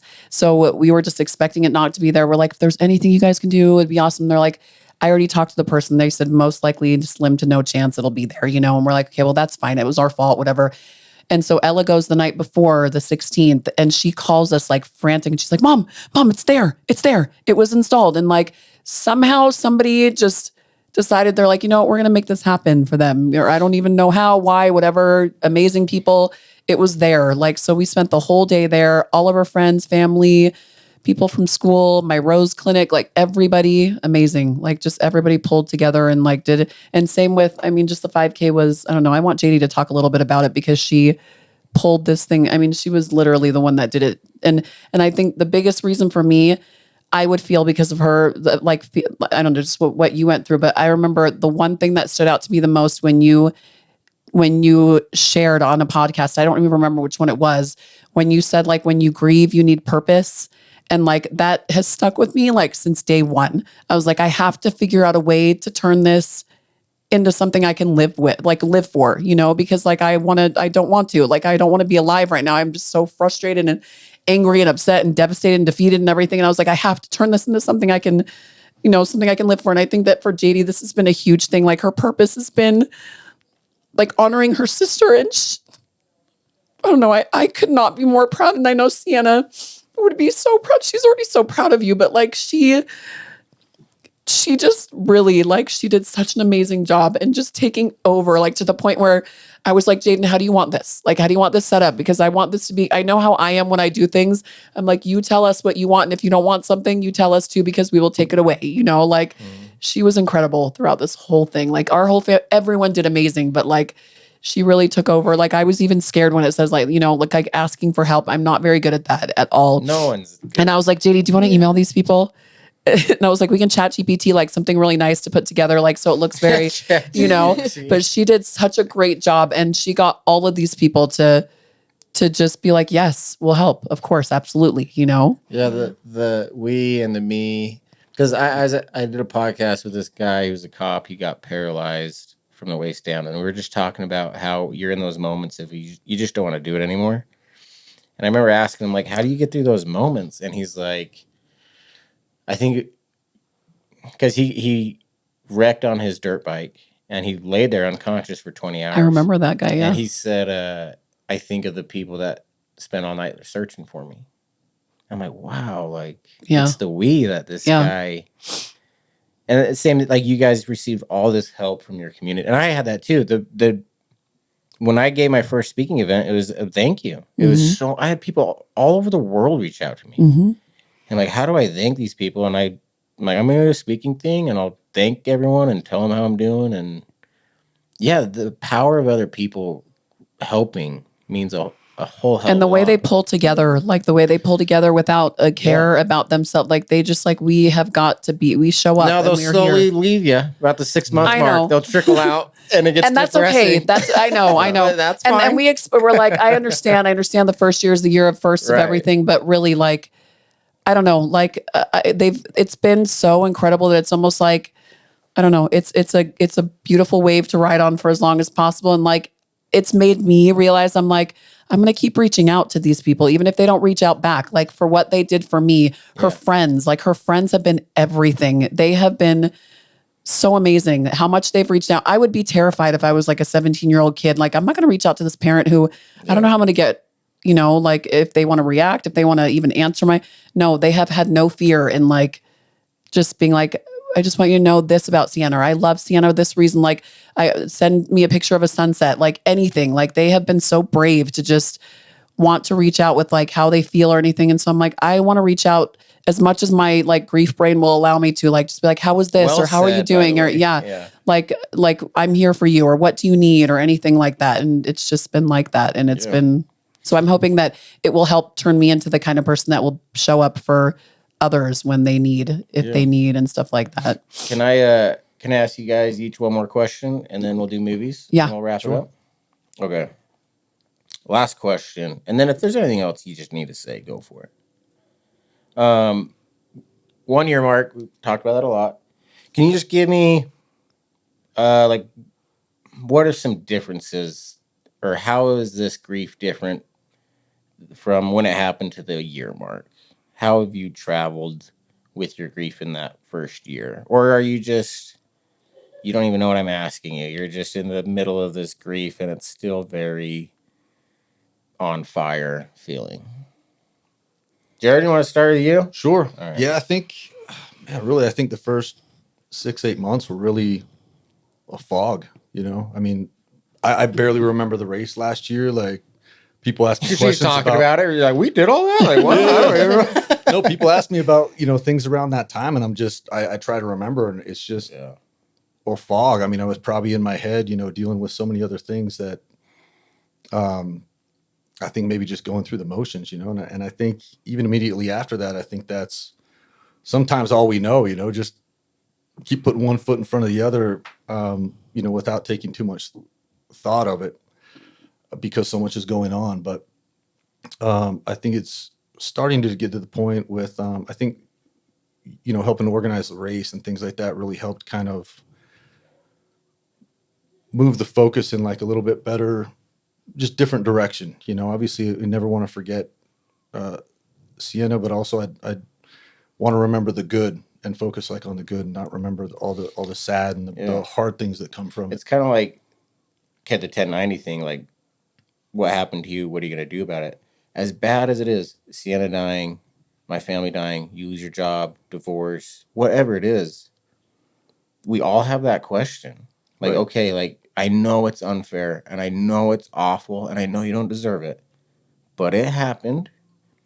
All that there's left to decide is, what are you going to do now? Mm-hmm. Right. And I feel like that's you in your first year, is kind of realizing that. And, like, fighting the denial. Right. And, like, is this real? And then realizing, like, it's real. What are you going to do? And that was me in that first year, too, I think. Just... Yeah, and I want to focus on, I mean, a lot of different things, but I think sometimes, you know, not that everything was perfect or great, but sometimes you get to a level where everything's good, you know? I mean, as long as, that's kind of been the hard thing, was that everything was always good, you know? As long as the kids are good, I mean, everyone's got struggles and things like that, but as long as kids are healthy and, you know, work's okay and everything's going okay, you don't think too much about it. But then losing hers kind of changed that perspective a bit, that Everything's there's awful now. always Everything's going to be awful all the time now. no, Instead of not only everything's that, but fine, like, everything's bad. But kind of. But yeah. yeah, but it just brings that reality. There's, you know what? There's always going to be an underlying like just kind of shitty thing that happened, you know. Yeah. And it, like you say, There's always going to be a hole in to change it. everything. That hole's never going to be filled. But what can we do with that 90 to like use that as fuel of some sort to like make myself a better father, a better husband, a better, you know, better supporter of other people that have gone through similar things.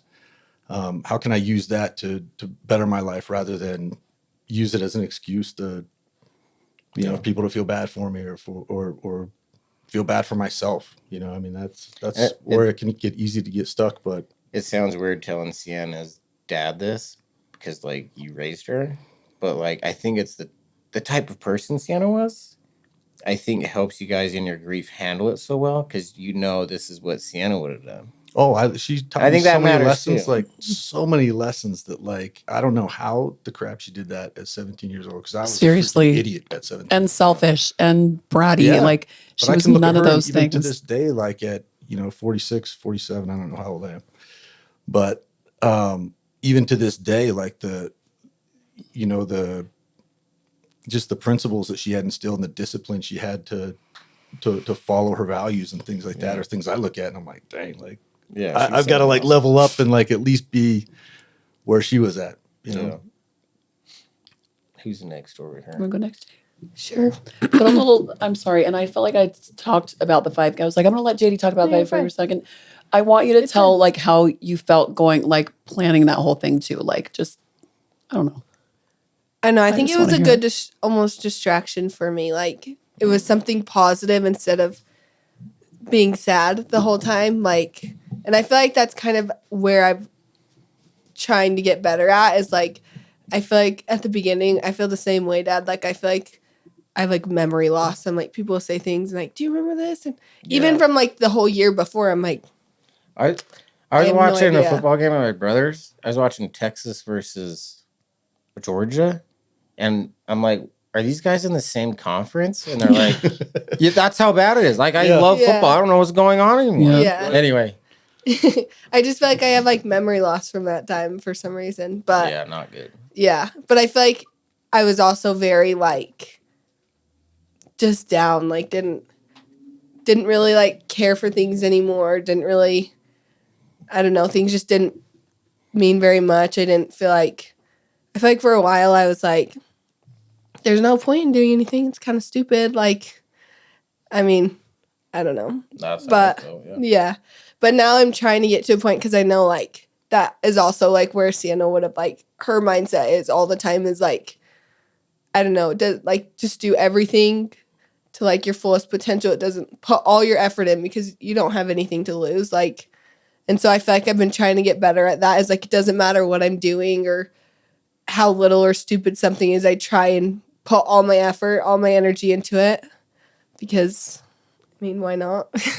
She would be like, you're such a pussy. Why are you not doing this? Like, come on now.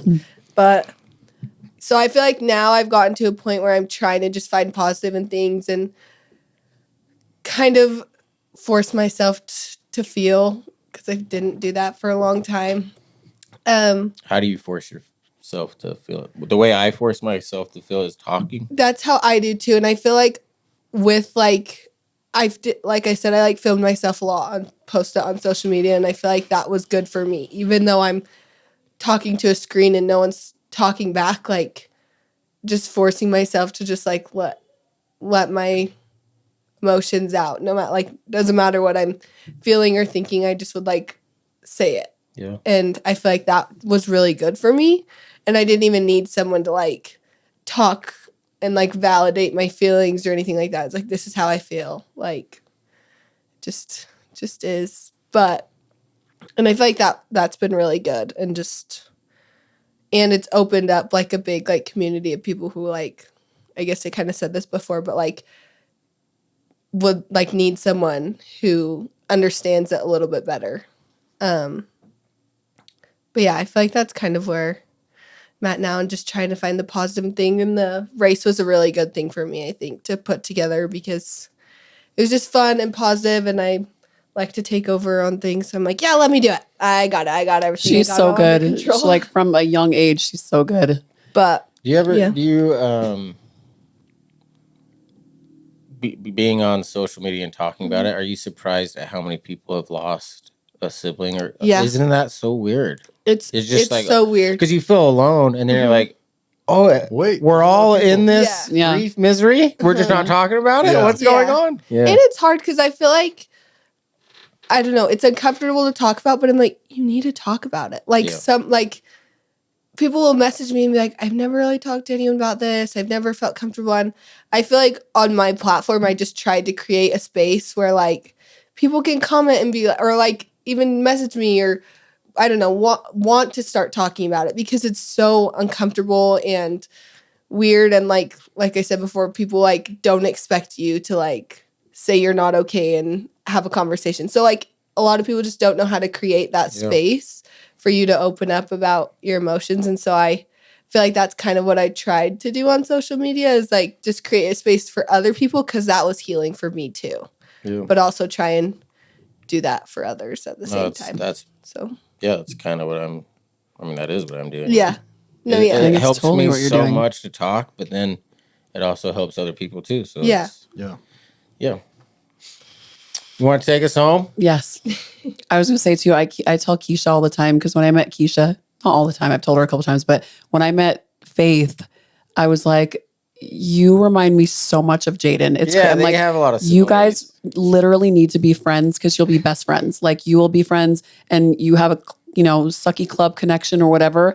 But I'm like, they remind me so much of each other that every time I see her, I'm like, oh, you just remind me so much of Jaden. Like, she's just she seems like that type of No, girl. I That's totally what she's agree. come across to me as. And she's just, I love her so much. I haven't even met her a ton of times, but she's such a beautiful soul. And like, I know that she's been such a great support to her mom and everything like that. And I feel like that a lot with all my kids, but like JD and her, because they're about the same age too. I'm like, you guys are destined to be best friends. Just so you know, one day it's going to, once you get the opportunity to spend more time together, you're going to I be can best totally friends. see it. I agree. Yeah. And it's funny because like my son who plays football is a little obsessed with Rand too, because he's always like showing me videos of his plays, or like I'll send him videos and I'm like, he's incredible. Like so it's cool to like, I don't know, make those connections, but then also I hope they know that they are also like an example to other people. They have been a huge example, everyone, but you as well. But anyways, when it comes to this thing, I honestly, when you said like, how are you traveling through? I feel like I'm still traveling. I honestly feel like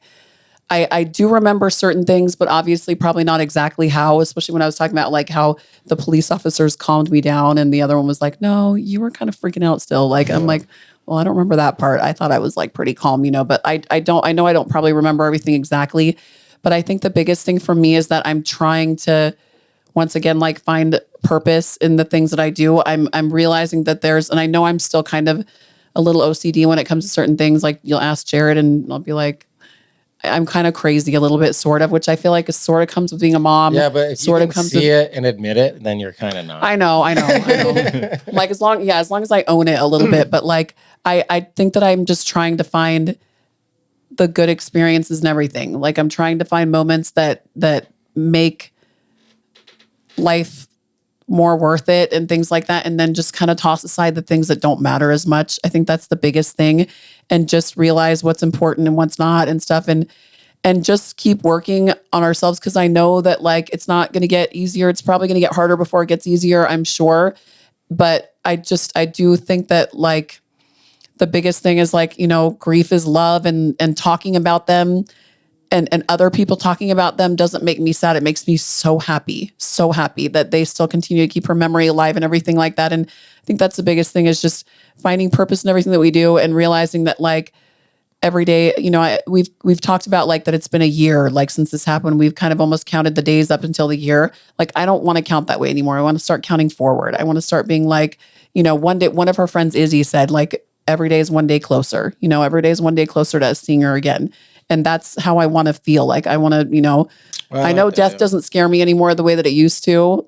I'm not certain of everything that happens after we die, but I do know that, like I have people on both sides now and stuff like that. But I'm like, I just feel like when she told me that, I was like, that's such a better way of looking at things. Cause I feel like that just takes us farther away from her. I'm like, I feel like every day is one day closer to being with you again. Almost feels more of like there's a journey and we still have a reason to be going on this journey because there's a goal at the end and the goal is a good one, Yeah, I love that.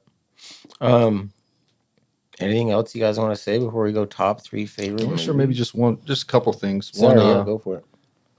Thank you for doing this, the podcast and thank speaking. you. And it has a lot of impact on other people, and it's been a huge thing for us. Just to, immediately after everything happens, you think you're kind of the only one, even though that's not true. But to be able to find community and listen to stories of other people that have gone through similar, or worse things, and what they're doing has helped us find ways of navigating. And we definitely don't have anything figured out. I feel like we don't have anything figured out. We're just trying to like navigate life, I was doing a speaking thing and people were taking notes and I had to stop. Like, no one should be taking notes. Like, I'm not doing good. None of this is Bible. So we don't promise. write anything down. Right. So I feel that very much. Especially at the year mark, people are like, oh, if only you knew. Just wait. So, but no, we very much appreciate what you're doing. I think it's huge. And these are probably 2 of the strongest women ever. Inspirations to me. And And then lastly, I just like to share kind of one of the sayings that Sienna had that's kind of driven our life. Yeah. On her mirror, she had a saying that said, "If it were easy, everyone would do it." And that's kind of become something that we've all adopted. I've got it here on.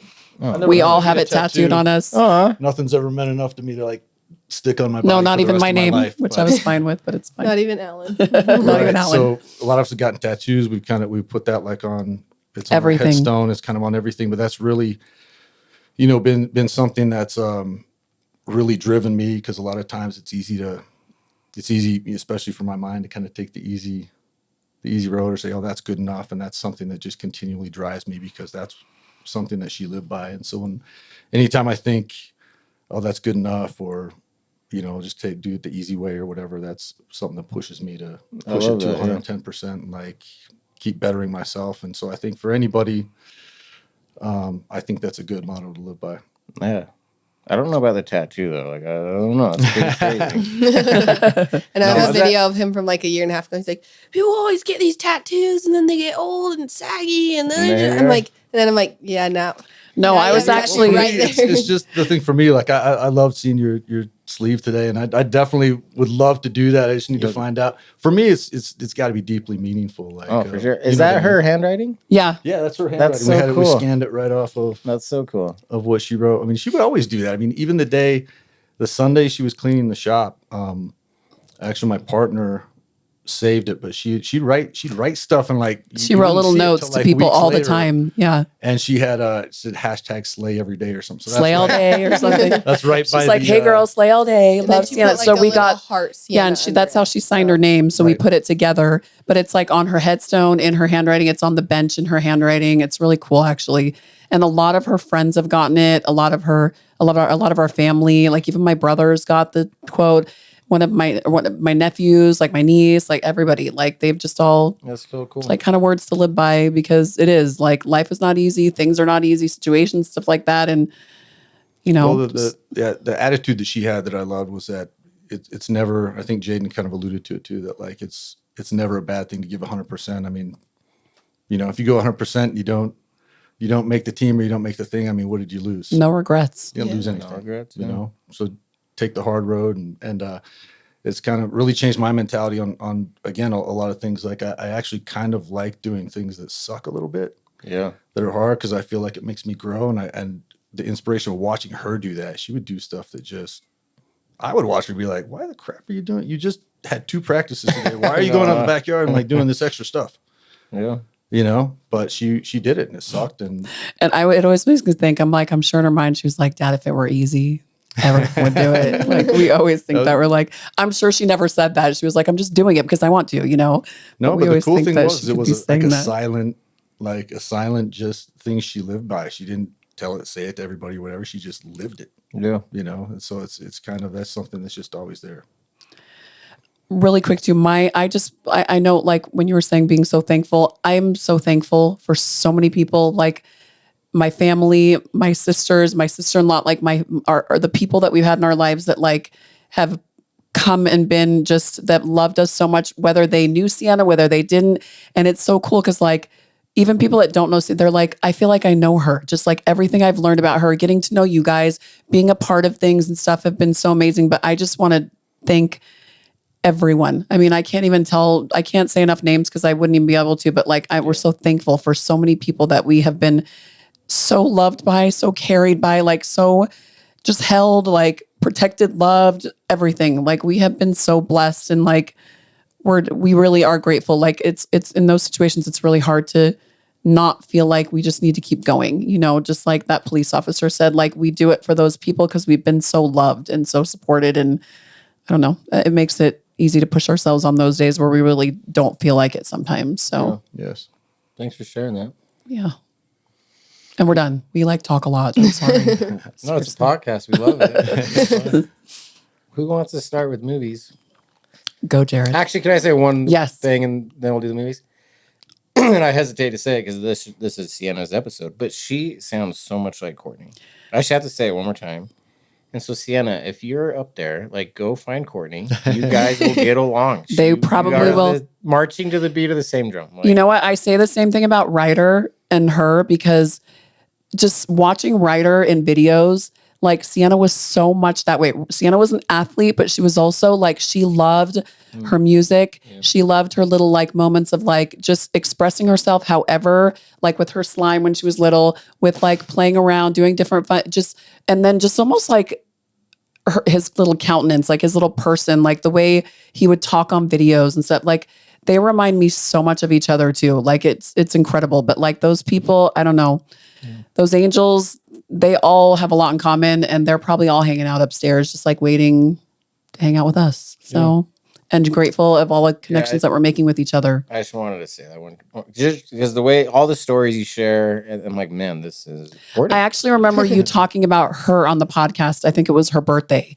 and I thought the same exact thing when you explained her. Like she seems just like the same personality, and also like. She didn't care that much about, she wasn't like a huge makeup person, and like always Sienna was the same. We joked like double from In-N-Out and no problem. Literally. And Sienna was the same way. She ate with the boys, the same amount as the boys, but also we were like, we'd laugh because we'd be like, if there was a Nike prom dress, that's what she would be wearing. She wouldn't get with her like Jordans. Nike, and Jordans with her Nike Pros underneath. With the crease guards. With the crease guards. Like that's what she would be in. Like when we put makeup on her, she'd be like, Mom, don't do it. I'd put mascara because she had like perfect eyelashes, never wore anything. She goes to school one day and she's like, Mom, you can't do that. She's like, people looked at me like they were staring at me all day. Almost like it was where like, because you're stunning. That's why. And like it all of a sudden just made your blue eyes like pop. But it made me laugh because she did not want to have anything to do with that stuff. Like she was just very, she didn't like being the center. And she was beautiful. She was beautiful no matter what. And so that I remember you saying that about her, and it reminded me so much of Sienna because that's just how she was, And that was what we loved about her. So she sounds awesome. She had one more thing. I'm done after this, I promise. She had the best hair on the planet, like the best hair on the planet. What, like long hair? Long, thick, gorgeous, like amazing. And just recently when we were in Italy, my cousin, she does hair extensions in Beverly Hills. And she texted us because she just started her own hair line, like extension line. And she's like, I pulled out this hair, and the minute I saw it, she was like, it's Sienna's hair. Like it's Sienna's hair. She's like, I knew it the minute I saw it, the color, the texture, everything. And she actually just made a video recently that talked about that. And she was like, and it's been amazing how that color has sold out so fast. Everybody loves it so much. And she sent us pictures, but when she did the video, I could not believe like how similar it was. But literally her hair was like coveted. Like everyone was obsessed with her hair. Like her basketball friends would do her hair in like bubble braids for, and like we'd always like die because she got hair from my husband's side of the family, but like she had the best hair. She always wanted to color it she never did anything to it. And she'd cut like 12 inches off, and then the 12 inches would grow back in like Rapunzel. 6 months. Yes, literally. But it was so sweet because she's like, I knew from the minute that I saw this hair that it had to be Sienna. So she named it Sienna. And she's like, it's not even available. Like it's sold out everywhere. And she didn't put that video on, and we just cried and cried and cried because she sent us the picture in Sienna. And we were like, geez, like it was beautiful. Anyways, shout out to Sienna's hair because it was amazing. Okay, movies. Who's starting us? Jared, you start. It seems like you've been starting. How do we do it again? We do like the three down to one, right? I like to go 3, 2, 1. Yeah. Okay. All right, let's do it. I would say probably old classic from probably the 80s, Goonies. Oh, man. Hey, you guys. Yeah. 8 or 9 years ago, we tried to, we loved it so much. We tried, like, we got our kids into it, and we got about a quarter of the way through, and all these swear words. And we're like, dang, but it was when our kids were little. We were like, oh, this was our favorite movie, like growing up. When we watched it, we're like, what the fuck? Like, there's so many swear words in this movie. Like, it's turn this off. when Chunk, they have like Chunk captured, and he's just confessing everything. And the Italian guys were like, that's probably my favorite part. He's so cute. So hard. Classic. Probably watched that hundreds of times. Yeah. That's never been said, or at least not in a long time. Awesome. Okay. My brother Race loved that one. Awesome. That's a great movie. All right, good start. I would probably say can I do a series? Yeah, man. TV series? Breaking Bad, maybe? That was pretty good. Yeah. That was good. Maybe the greatest TV series ever made. Loved it. That was the one TV show, like, it would end the episode, I'm like, I have to watch. Yeah. It'd be 2 a.m. I have weight training at 6 a.m. I'm like, I have to watch the other one. You couldn't like not press the next one. Yeah. Yeah. And I was addicted to that show. Great show. First, I'd probably say either Inception or Matrix. One of the two. Inception or Matrix. So do you think the top falls at the end in Inception? I don't know. It's spinning at the very, very, very end. It starts to wobble a little bit. Yeah. And then almost like it's going to fall. And then when when it cuts. Yeah. When it cuts, you're like, I need to watch the whole movie again. Yeah. That was my first thought. I was like, But I love movies like that. Like I'm not super into the superhero, but stuff like that that's a little more intellectual and like kind of makes you think a little Matrix bit. Is, What's what? Matrix will make you think like a lot. Yeah. Like, are we I in love the Matrix? those. Right. Yeah. I think that sometimes what's going on. All right. Who's next over here? Go ahead. I'll go. Good list, by the way. I feel like I don't watch that many movies though. Okay, You so can do my TV 3 and 2 series is like if you want. TV series, and then my first one's just stupid, but it's funny. So 3 is probably like Gilmore Girls. Grew up watching that with you. Have you ever watched that? I can't relate to Gilmore Nope, Girls. you can't. Gilmore Girls. I would actually be very impressed if you watched it, but Yeah, it's like a sorry. favorite. It's so cute. More of a Goonies It's like guy. an easy Yeah. watch. It's just an easy watch, and it's so cute. And and then the second one is I watched a show on Netflix called Heartland, and I was obsessed with it. It's like a horsey show, and I loved it. I don't She's know a why. cowgirl. It was I like I loved it. the 19-year. How old are you? 20. I like the 20-year-old female perspective. I mean, this is great. Yeah. Yeah. And then my first one's probably, this is so stupid, but I watched it a year ago for the first time with my dad, Forrest Gump. And I think it was so funny, not even just the movie, but like his commentary made it like the best movie ever. Your dad's commentary? Yes, like the give me an whole example. time. Oh, the whole time. Like the Lieutenant Dan, like Lieutenant Dan. the way Lieutenant he Dan. said everything, I was dying. I'd never seen it before Well, either. I think And I was even like, the next this is month the after best that, movie ever. I just call her up and be like, Jenny. Yeah. Jen, I love you. Always That's call so me that. funny. I love it. It's so funny. I was But- running. Right? Yeah. It made it like my favorite movie because it was so great funny. classic But movie. Memorable. yeah. Yeah, I picture myself when he's running remember he gets in the running Yeah, yeah. phase and Yeah. he's running and then he just stops. He's like, I'm done now. I feel like that's gonna be me podcasting. Yeah, right. Like eventually I was like, I'm I'm done done now. I'm good. That's so funny. Okay, last 3 right here. I know you might be disappointed, but okay. So I don't watch, I mean, I love movies too, but I don't even know if this is like an order. If you've never watched this series, actually, it's kind of like a mix between like guys or women could love it. But Parenthood is one of my favorite TV shows. Have you guys ever heard of that one? I have not. Oh my gosh. It's like every problem or issue that could come up in a family. Actually, I and think I it's- have. It's kind of like This Is Us, but Yeah, it's kind of different. like an extended family with they all have kids. Like it's a family with kids, but they all have spouses and everything that could possibly like one happen in family's going through a families. divorce, this Everything. family, yeah. And so it's like so real. I loved it because like every episode I cried, which I mean, I don't need to cry, but like back before Siena, I don't feel like I cried as easily. And it just like hit everything. I was like, okay, these people can have real lives and they can have things happen and things will still be fine, you know? So like, I just loved that about that show. I thought it was awesome. And then Goonies was one of mine too, but I didn't realize I was Did going to you go guys first. talk before? Yes, we did, Yes, but we also were I was like, stressing in the car. Goonies. I'm I like, love what Goonies. shows do I say? I have no idea. I know. But okay, and don't laugh, but like I don't know. This is my all-time favorite movie. I know it's kind of dorky to tell Wait, you. is this number one? Yeah, This is number one. If like I have nothing to watch, I will just watch this. And it's called Under the Tuscan Sun. Have you ever seen that? I haven't. I have seen Under the Tuscan Sun. Give me an actor. It's just a woman who goes through a divorce because her I husband haven't cheats seen on her. She ends up taking her 2 lesbian friends tickets. So she goes on a lesbian tour of Tuscany or a gay tour of Tuscany or something. And then she ends up just out of nowhere buying a village in Tuscany or like a villa in Tuscany. And it's like the whole story of like her, you know, like finding her reason for being there. And like she has to redo the whole thing because it's falling apart. It's like the money pit house. It's like it's falling apart everywhere. She gets these people to help her work on it. She meets people. She has an old friend that comes out and just like a whole big story. But first of all, I've always wanted to go to Tuscany, which we finally were able to go like this last month. But it's just the most beautiful movie. And like, I just loved everything about it. And I don't know. I love that movie. I think it's just a beautiful movie and it's I could the watch scenery. You I could watch the some scenery. lesbians Yes. for a couple hours. Yes. Yeah. I love it. It's so good. But we were laughing because we were like, what would Sienna's favorite be? And first of all, she like when I introduced her to Karate Kid, She fell in love with Ralph because like when the new one came out, what's the new one with them older? I don't You know. talking about Cobra Kai? Yes, Cobra Kai. that's what So it she is, got really into Cobra Me and Kai. Courtney did it too. Yes. And she was like, wait a second, like Ralph Macchio like did movies, but I was like, yeah, there's like an original Karate Kid. So she watched all and she's like, he was freaking hot. Like, oh my gosh. Like he was so hot. Like all she cared about were guys that were hot. I'll let him Definitely. sweep my Yes. leg over here. So she fell in love with him. But we laughed so hard because Sienna was kind of like one of those where she was just always a little kid at heart. And if she had nothing else to watch, she watched Bunked all the time. I don't know if you've ever watched that. It's a like a Disney Channel Disney series. Even at like 17. Even like at But it has, 17, like, if she had ready for the nothing day. else to watch, she watched Bunked Or all her the phone would go time. all night long because she'd like fall asleep to just like listening to it.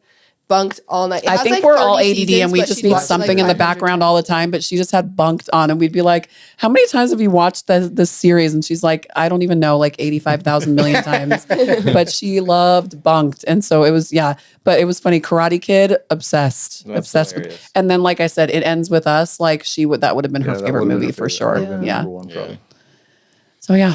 Well, thanks for doing That's that. good. Yeah, her giving us her top 3. That was Yeah. good.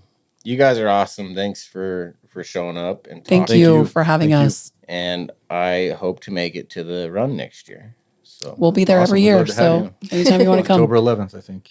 Yeah, we think maybe October 11th next year, so we don't have to run into fall break. So we'll try Yeah. to do it the weekend earlier. Yeah. I have to do a mile on the one wheel or something. Do it. But I think actually that would be amazing. not in great shape. So we're like we told you, run, crawl, wheel, waddle, whatever you whatever want it to do. takes. You just come do the 5K. However, you come as you are. That's all we want. So Well, thank you so much. And life's 10% what happens to you and 90% what you're going to do about it.